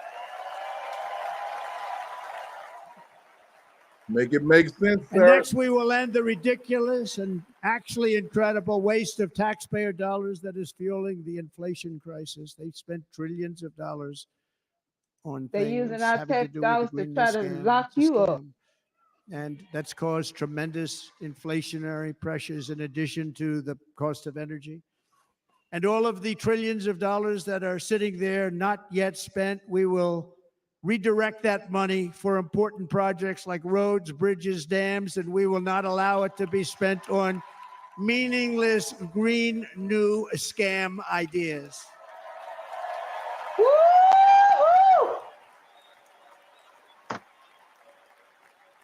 And I will end the electric vehicle mandate on day 1. Yes. Thereby saving the U.S. auto industry from complete obliteration, which is happening right now, and saving U.S. customers thousands and thousands of dollars per car. And right now, as we speak, large factories just started are being built across the border in Mexico. So with all the other things happening on our border, and they're being built by China to make cars and to sell them into our country. No tax, no anything. The United Auto Workers ought to be ashamed for allowing this to happen. And the leader of the United Auto Workers should be fired immediately. And every single auto worker, union and non-union, should be voting for Donald Trump, because we're going to bring back car manufacturing, and we're going to bring it back fast.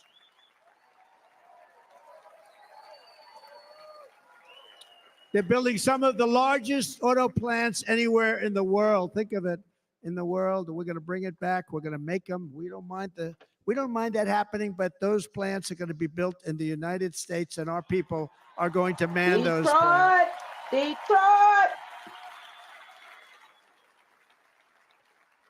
And if they don't agree with us, we'll put a tariff of approximately 100 to 200% on each car, and they will be unsellable in the United States. Yeah. We have long been taken advantage of by other countries. And think of it, often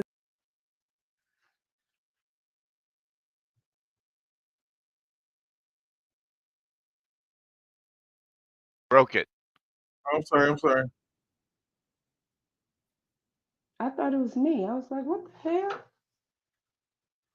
nobody had seen before. And remember, USMCA, I got rid of NAFTA, the worst trade deal ever made, and replaced it with USMCA, which is, they say, the best trade deal ever made. Actually, probably the best trade deal was the deal I made with China, where they buy $50 billion worth of our product. They were buying nothing. They buy $50 billion worth. They had to. But I don't even talk about it because of COVID. I don't even mention it, frankly, because of what happened with the China virus. That's what it was. We will not let countries come in, take our jobs, and plunder our nation. They come and do that. They plunder our nation. and give us COVID. They will sell their product in America is to build it in America. Very simple. Build it in America and only in America.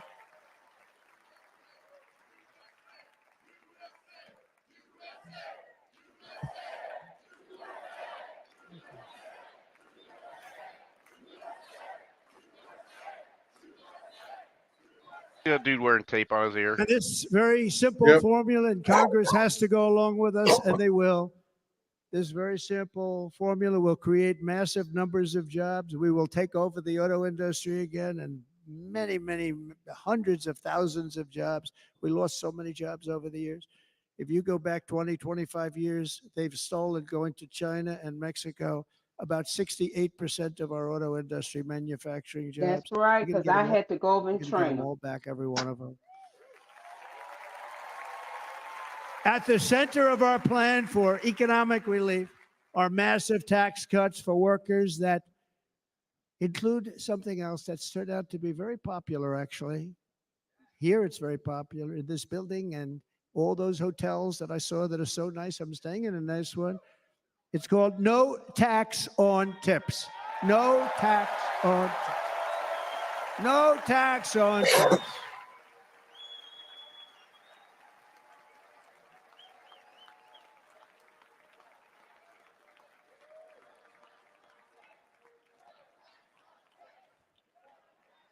I got that by having dinner recently in Nevada, where we're leading by about 14 points.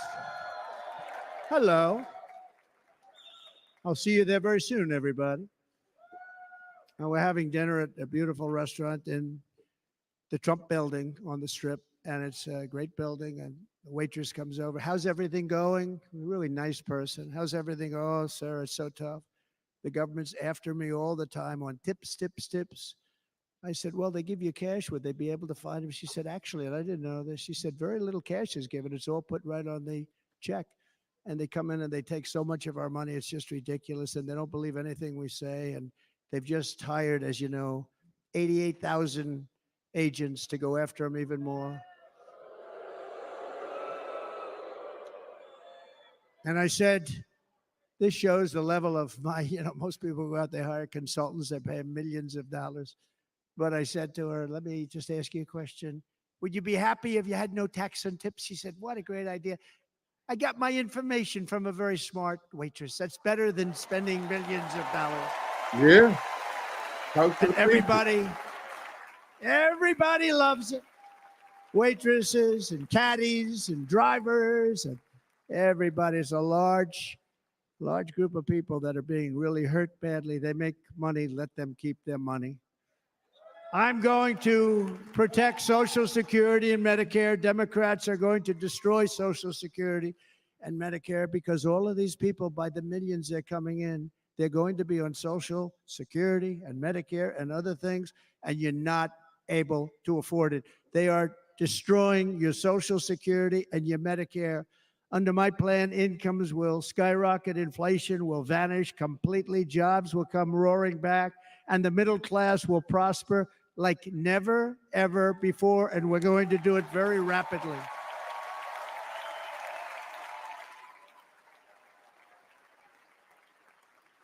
But no hope or dream we have for America can succeed unless we stop the illegal immigrant invasion, the worst that's ever been seen anywhere in the world. There's never been an invasion like this anywhere. Third world countries would fight with sticks and stones not to let this happen.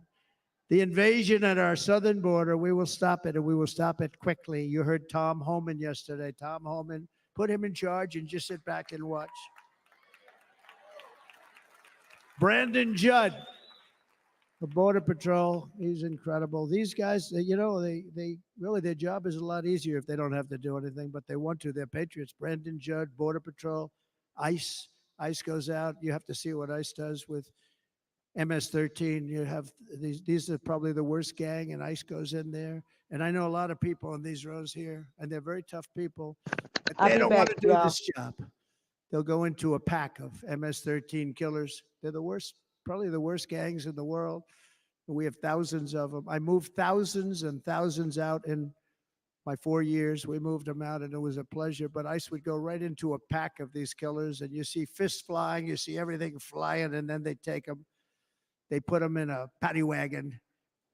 They take them back, and they get them out of our country. And the other countries weren't accepting them back, and I called up, and I said, tell them that we're not giving them economic aid anymore.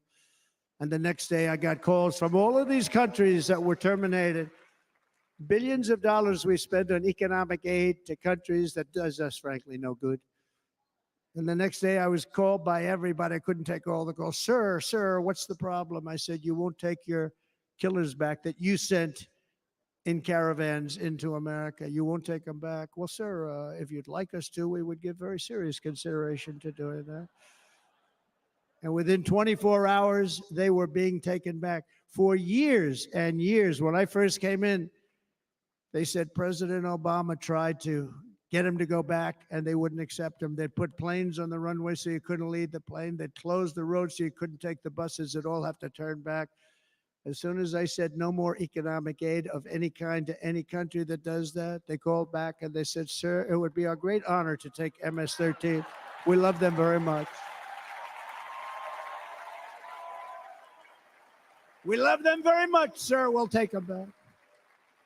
At the heart of the Republican platform is our pledge to end this border nightmare and fully restore the sacred and sovereign borders of the United States of America. And we're going to do that on day one.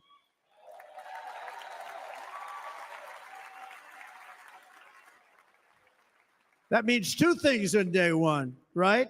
Drill, baby, drill, and close our borders. Yeah.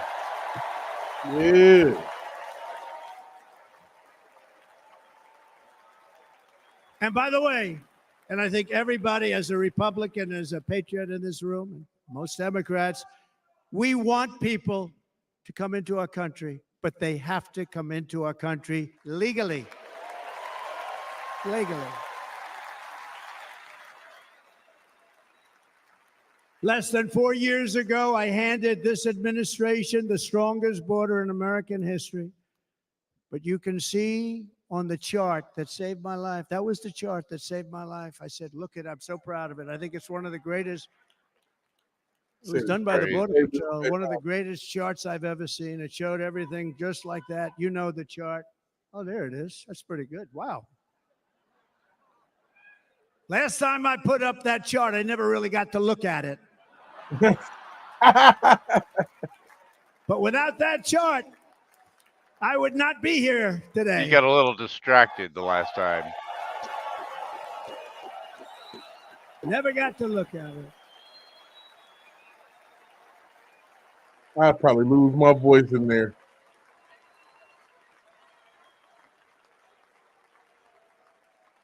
I said, you got to see this chart. I was so proud of it. And by the time I got to there, I never got to see it that day. But I'm seeing it now, and I was very proud. If you look at the arrow on the bottom, that's the lowest level, the one on the bottom, heavy red arrow. That's the lowest level of illegal immigrants ever to come into our country in recorded history, right there. Right there. And that was my last week in office.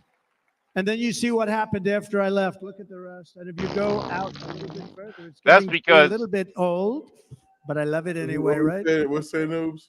They were hoping that Biden was going to get elected, so they were The waiting. invasion began. We had the opposite. We stopped the invasion, but the invasion that we stopped was peanuts by comparison to what happened after what we froze what here on happened YouTube. after I left.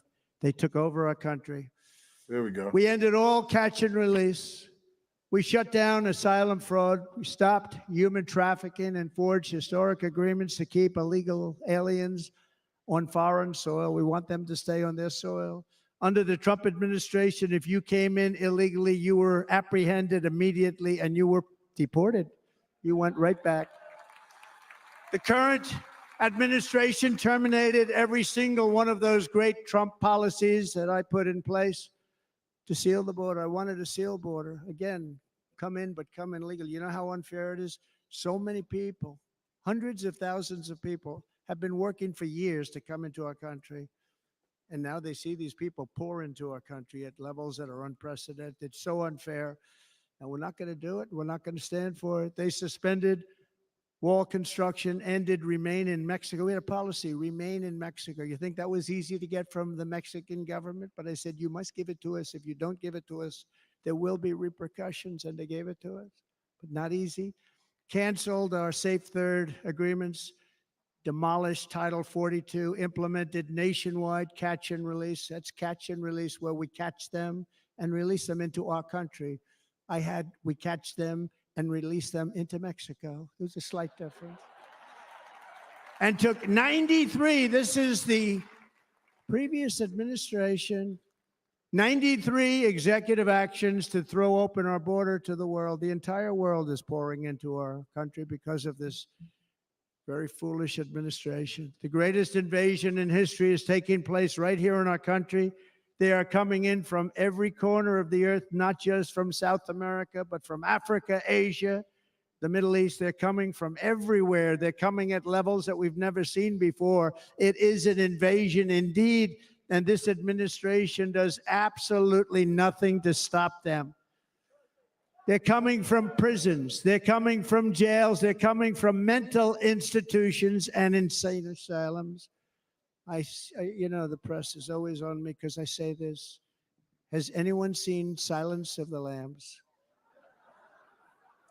The late, great Hannibal Lecter. He'd love to have you for dinner. That's insane asylums. They're emptying out their insane asylums. And terrorists are coming in at numbers that we've never seen before. Bad things are going to happen. Meanwhile, our crime rate is going up while crime statistics all over the world are going down because they're taking their criminals and they're putting them into our country. A certain country, and I happen to like the president of that country very much, but he's been getting great publicity because he's a wonderful shepherd of the country. He says how well the country's doing because their crime rate is down. And he said he's training all of these rough people. They're rough. He's training them. And I've been reading about this for 2 years. I think, oh, that's wonderful. Let's take a look at it. But then I realized he's not training them. He's sending all of his criminals, his drug dealers, his people that are in jails. He's sending them all to the United States. And he's different in that he doesn't say that. He's trying to convince everybody what a wonderful job he does in running the country. Well, he doesn't do a wonderful job. And by the way, if I ran one of the countries, many countries from all over, I would be worse than any of them. I would have had the place totally emptied out already.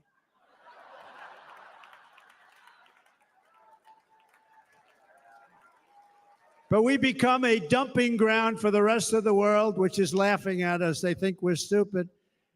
And they can't believe that they're getting away with what they're getting away with, but they're not going to be getting away with it for long. That's what I can tell you.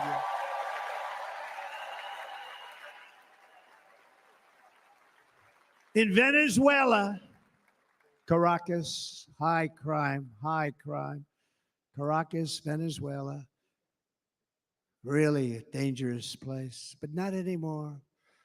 Because in Venezuela, crime is down 72%. In fact, if they would ever win this election, I hate to even say that, we will have our next Republican convention in Venezuela because it will be safe. Our cities will be so unsafe, we won't be able. We will not be able to have it there. In El Salvador, murders are down by 70%. Why are they down? Now, he would have you convinced that because he's trained murderers to be wonderful people. No. They're down because they're sending their murderers to the United States of America. This is going to be very bad. And bad things are going to happen, and you're seeing it happen all the time. That's why, to keep our families safe, the Republican platform promises to launch the largest deportation operation in the history of our country. Even larger than that of President Dwight D. Eisenhower from many years ago. You know, he was a moderate, but he believed very strongly in borders. He had the largest deportation operation we've ever had. Just recently, I spoke to the grieving mother of Jocelyn Nungary, a wonderful woman, a precious 12-year-old girl from Houston who last month was tied up, assaulted, and strangled to death after walking to the convenience store just a block away from her house. Her body was dumped near the side of the road in a shallow creek, found by some onlookers who couldn't believe what they had witnessed.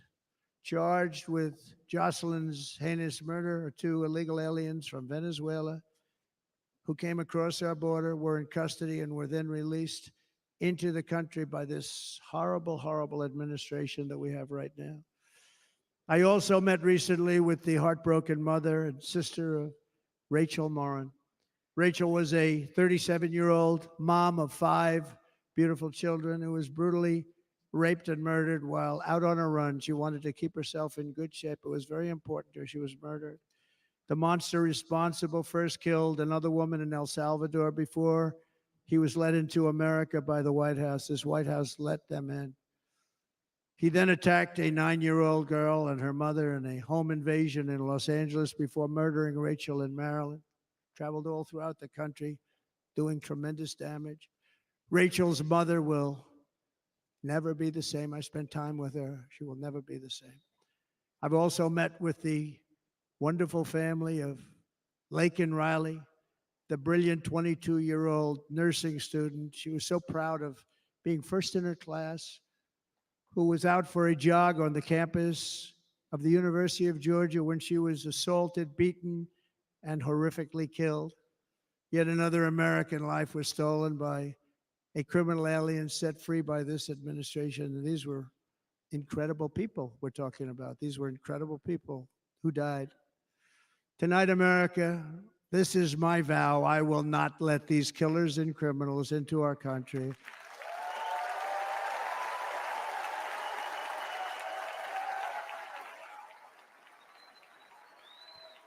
I will keep our sons and daughters safe. As we bring security to our streets, we will help bring stability to the world. I was the first president in modern times to start no new wars. You know, we were the toughest. We were the most respected. And you saw this. Hungry, strong country, run by very powerful, tough leaders, tough guy. Press doesn't like him because he's tough. And he came out recently. They were asking him at an interview, the whole world is exploding. What's happening? What's going on? Viktor Orban, Prime Minister of Hungary, very tough man. He said, I don't want people coming into my country and blowing up our shopping centers and killing people. But they said to him, tell us what's going wrong, what's happening, what is it? He said, there's only one way you're going to solve it. You got to bring President Trump back to the United States because he kept everybody at bay. True. He used a word I wouldn't use because I can't use that word, because you'd say it was braggadocious. The press would say he was a braggart. I'm not a braggart. But Viktor Orban said it. He said Russia was afraid of him. China was afraid of him. Everybody was afraid of him. Nothing was going to happen. The whole world was at peace. And now the world is blowing up around us. All of these things that you read about were not going to happen. Under President Bush, Russia invaded Georgia. Under President Obama, Russia took Crimea. Under the current administration, Russia is after all of Ukraine. Under President Trump, Russia took nothing.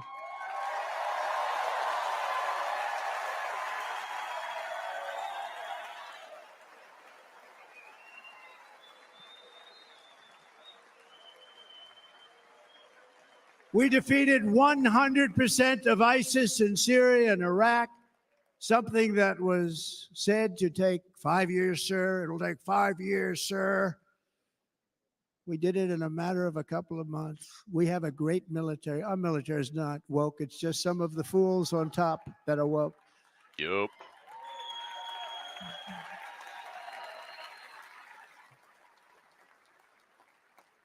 I got along very well. North Korea, Kim Jong-un, I got along very well with him. The press hated when I said that. How could you get along with him? Well, you know, it's nice to get along with somebody who has a lot of nuclear weapons or otherwise, isn't it?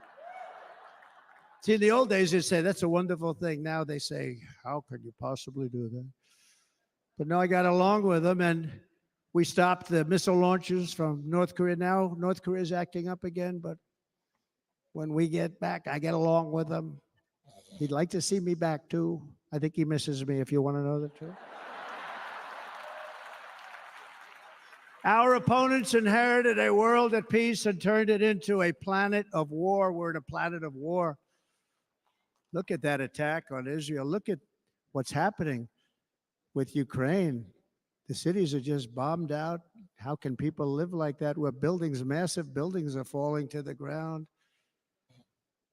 It began to unravel with the disastrous withdrawal from Afghanistan, the worst humiliation in the history of our country. We have never had a humiliation like that. 13 heroic U.S. service members were tragically and needlessly killed. 45 others were horrifically wounded. Nobody ever talks about them. No arms, no legs, face explosions, horrifically wounded. And by the way, we have a man in this room who's running for the U.S. Senate from a great state, Nevada, named Sam Brown, who paid the ultimate price. Thank you, Sam. Thank you, Sam. Thank you.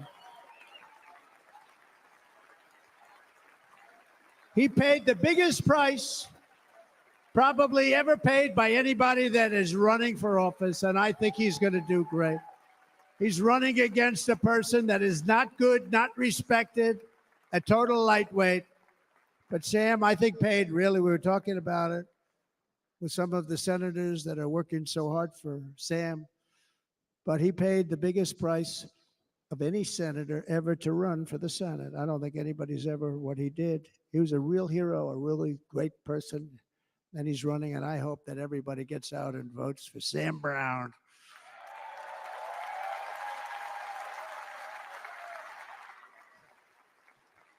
And we also left behind $85 billion worth of military equipment, along with many American citizens were left behind. Many, many American citizens, emboldened by that disaster. Russia invaded Ukraine. They saw this group of people that were incompetent. We took the soldiers out first. No, we're going to take the soldiers out second. If they would have followed my plan, we had a great plan. But the plan only kicked in if they did everything perfectly, and they weren't doing things perfectly, so we said it doesn't kick in. You know, 18 months in Afghanistan, we didn't have one, so they were killing them left and right, snipers. And I spoke to the head of the Taliban. You've heard this story. Abdul, still there, still the head of the Taliban. The press got on me. Why would you speak to him? I said, because that's where the killing is. I don't have to speak to somebody that has nothing to do with it. And I told him, don't ever do that. Don't ever do that again. Don't ever, ever do that again. You got to stop. Because during the Obama administration, many great people and soldiers, a lot of soldiers were being killed from long distance. I said, if you keep doing that, you're going to be hit harder than anybody's ever been hit by a country before.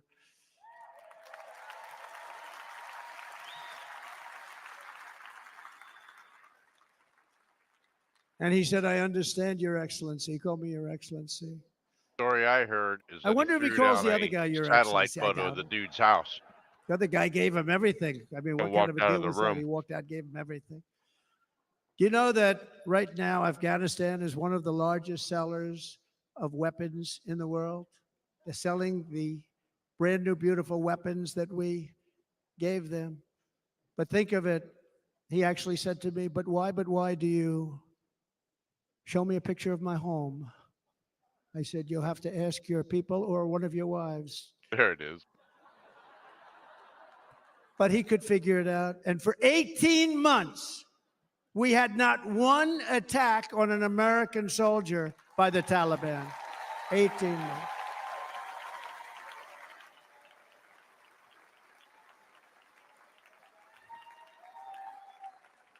And then we had that horrible day where soldiers were killed. I was not there because of a ridiculous election, but we had that horrible attack.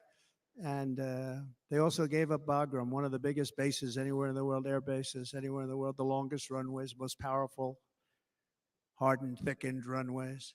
We gave it up. And I liked it, not because of Afghanistan. I liked it because of China. It's 1 hour away from where China makes their nuclear weapons. And you know who has it now? China has it now. We were keeping that. And now China is likewise circling Taiwan, and Russian warships and nuclear submarines are operating 60 miles off the coast in Cuba. Do you know that? No, the press refuses to write about it. If that were me running this country and we had nuclear submarines in Cuba, I will tell you that the headlines every day would be, what's wrong with our president? You don't even hear this. You're not hearing about this. Russia has nuclear submarines and warships 60 miles away, Mr. Congressman, from Miami, by the way, happens to be here. Correct? In Cuba. And that would not be stood for if it were somebody else. They don't want to mention it, but now maybe they will. And the entire world, I tell you this, we want our hostages back, and they better be back before I assume office, or you will be paying a very big price.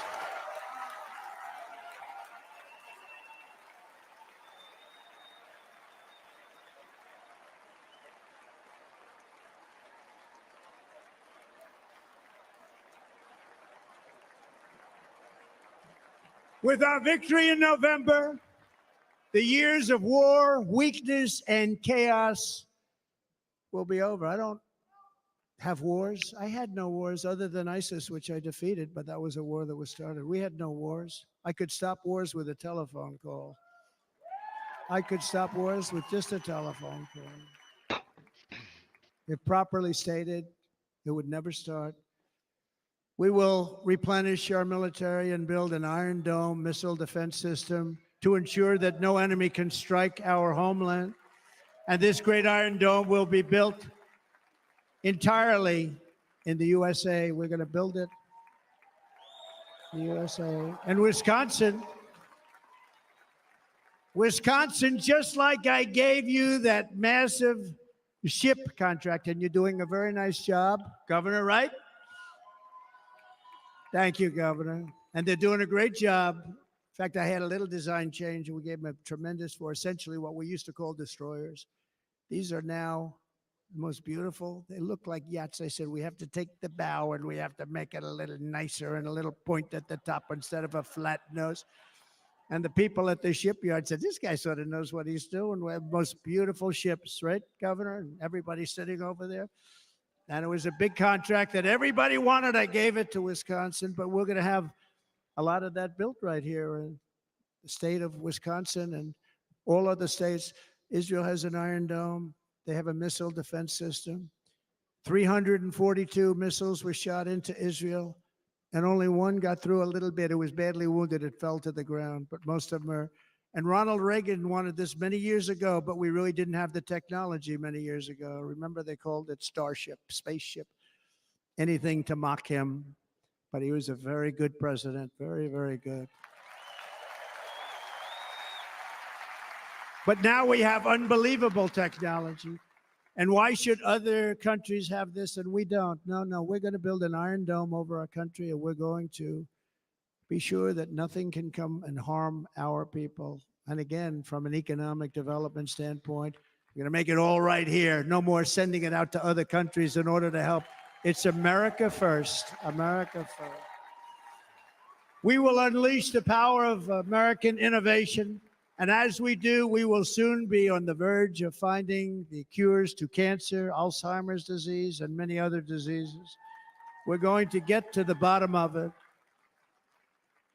You remember this gentleman that I don't want to mention other than one time I had to, because when you say you're the 10 worst, I had to do it. I didn't want anybody to be confused. But this man said, we're going to find a cure to cancer. Nothing happened. We're going to get to the cure for cancer and Alzheimer's and so many other things. We're so close to doing something great.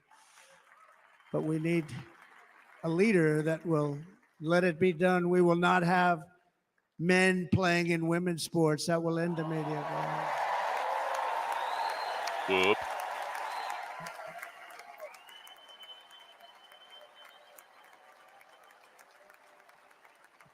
And we will restore and renovate our nation's once great cities, making them safe, clean, and beautiful again.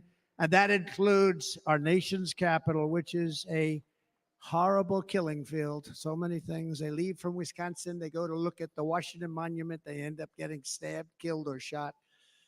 We will be very soon very proud of our capital, again, Washington, D.C.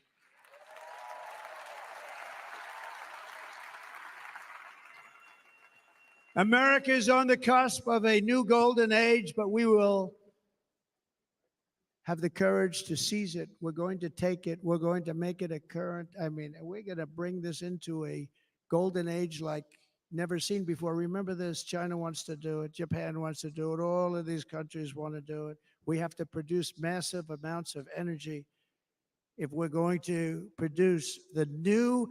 If you look at some of the things that have been done, and some of the things that we're going to do. But AI needs literally twice the electricity that's available now in our country. Can you imagine? But instead, we're spending places where they recharge electric cars. They built 8 chargers at a certain location toward the Midwest. 8 chargers for $9 billion. Think of them as a tank for filling up your gas. Think of it. They spent $9 billion on 8 chargers, 3 of which didn't work. And if you were going to do this all over our country, this crazy electric mandate, if you're going to do this and by the way, I'm all for electric. They have their application. But if somebody wants to buy a gas-powered car, gasoline-powered car, or a hybrid, they're going to be able to do it. And we're going to make that change on day 1.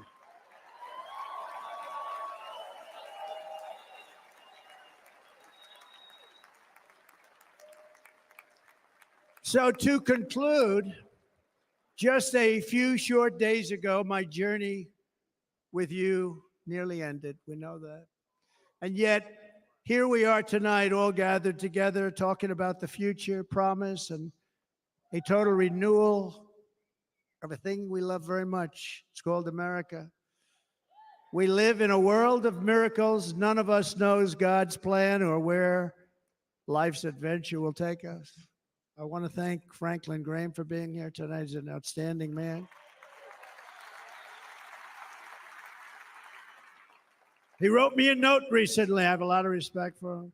Sir, I love your storytelling. I think it's great in front of these big rallies. But sir, please do me one favor. It won't make any difference. Please don't use any foul language. I was a little embarrassed. He said, it won't make any difference. Actually, it does. The story's not quite as good, but I've been very good. The story is not quite as good, to be honest. I've got to have a little talk with Franklin, but he was great. He's a great gentleman. His father was so incredible, Billy Graham. My father used to love taking me to see Billy Graham. My father would take me to see Billy Graham at Yankee Stadium. He had the biggest rallies you've ever seen. He was a good rally guy, too. But he'd get up, and he was a fantastic guy. My father loved Billy Graham. But I love Franklin Graham. I think Franklin's been fantastic, and I'm working so hard to adhere to his note to me. I'm working hard on it, Franklin. But if the events of last Saturday make anything clear, it is that every single moment we have on earth is a gift from God.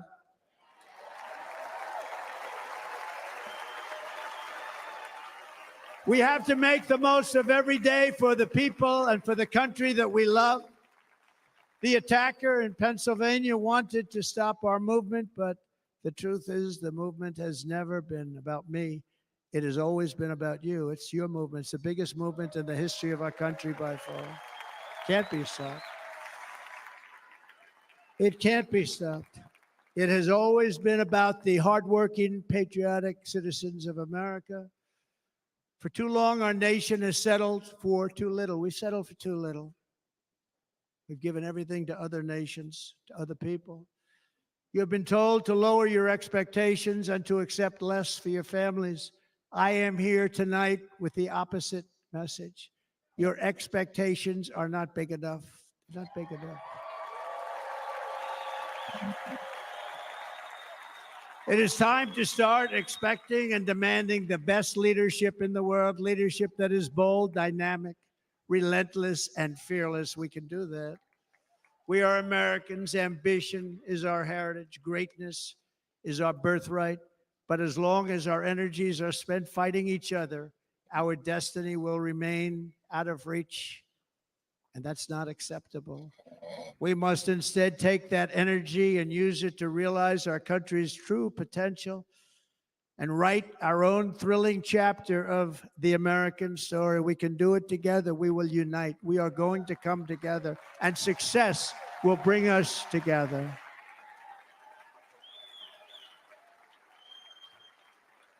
It is a story of love, sacrifice, and so many other things. And remember the word devotion. It's unmatched devotion. Our American ancestors crossed the Delaware, survived the icy winter at Valley Forge, and defeated a mighty empire to establish our cherished republic. They fought so hard, they lost so many. They pushed thousands and thousands of miles across a dangerous frontier, taming the wilderness to build a life and a magnificent home for their family. They packed their families into covered wagons, trekked across hazardous trails, scaled towering mountains, and braved rivers and rapids to stake their claim on the wide open, new, and very beautiful frontier. When our way of life was threatened, American patriots marched onto the battlefield, raced into enemy strongholds, and stared down death and stared down those enemies to keep alive the flame of freedom. At Yorktown, Gettysburg, and Midway, they joined the roll call of immortal heroes. So many just so many heroes, so many great, great people. And we have to cherish those people. We can't forget those people. We have to cherish those people.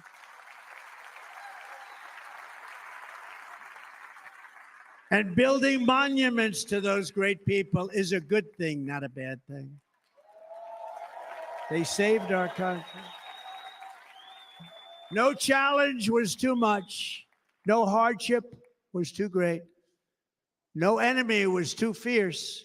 Together, these patriots soldiered on and endured, and they prevailed because they had faith in each other, faith in their country, and above all, they had faith in their God.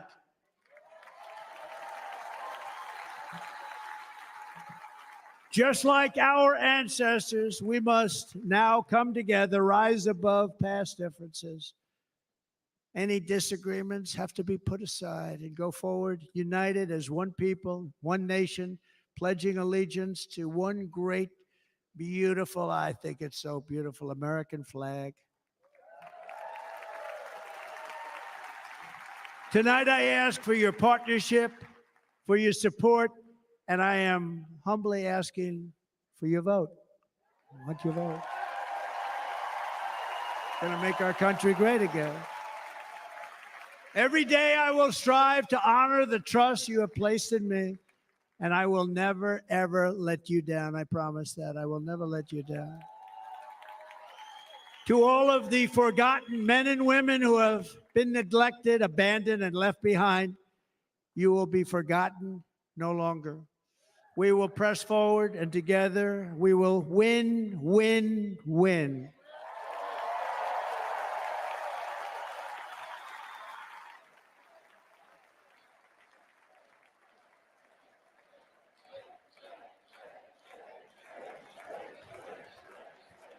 Win, win, win, win, win, win. Nothing will sway us, nothing will slow us, and no one will ever stop us. No matter what dangers come our way, no matter what obstacles lie in our path, We will keep striving toward our shared and glorious destiny, and we will not fail. We will not fail. Together, we will save this country. We will restore the republic, and we will usher in the rich and wonderful tomorrows that our people so truly deserve. America's future will be bigger, better, bolder, brighter, happier, stronger, freer, greater, and more united than ever before.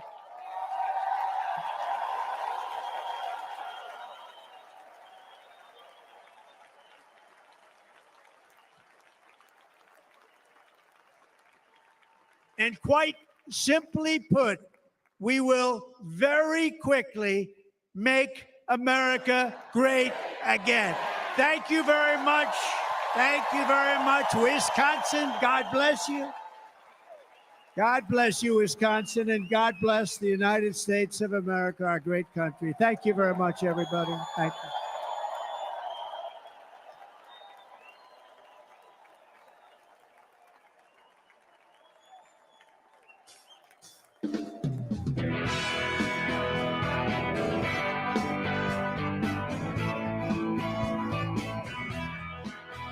Hold on, I'm coming. Hold on, I'm coming. Hold on, I'm coming. Hold on, I'm coming. Don't you ever feel sad. Lean on me when times are bad. When the day comes and you're down in a river of trouble, about to drown. Hold on, I'm coming. Hold on, I'm coming. Hold on, I'm coming. Hold on, I'm coming. Hey, Derek. When you get cold, feel cold. No need to worry, 'cause I'm here. No need to suffer, 'cause I'm here. Hold on, I'm coming. Hold on, I'm coming. Hold on, I'm coming. Hold on, I'm coming. Reach out to me for satisfaction. Yeah, yeah. Call my name for quick reaction.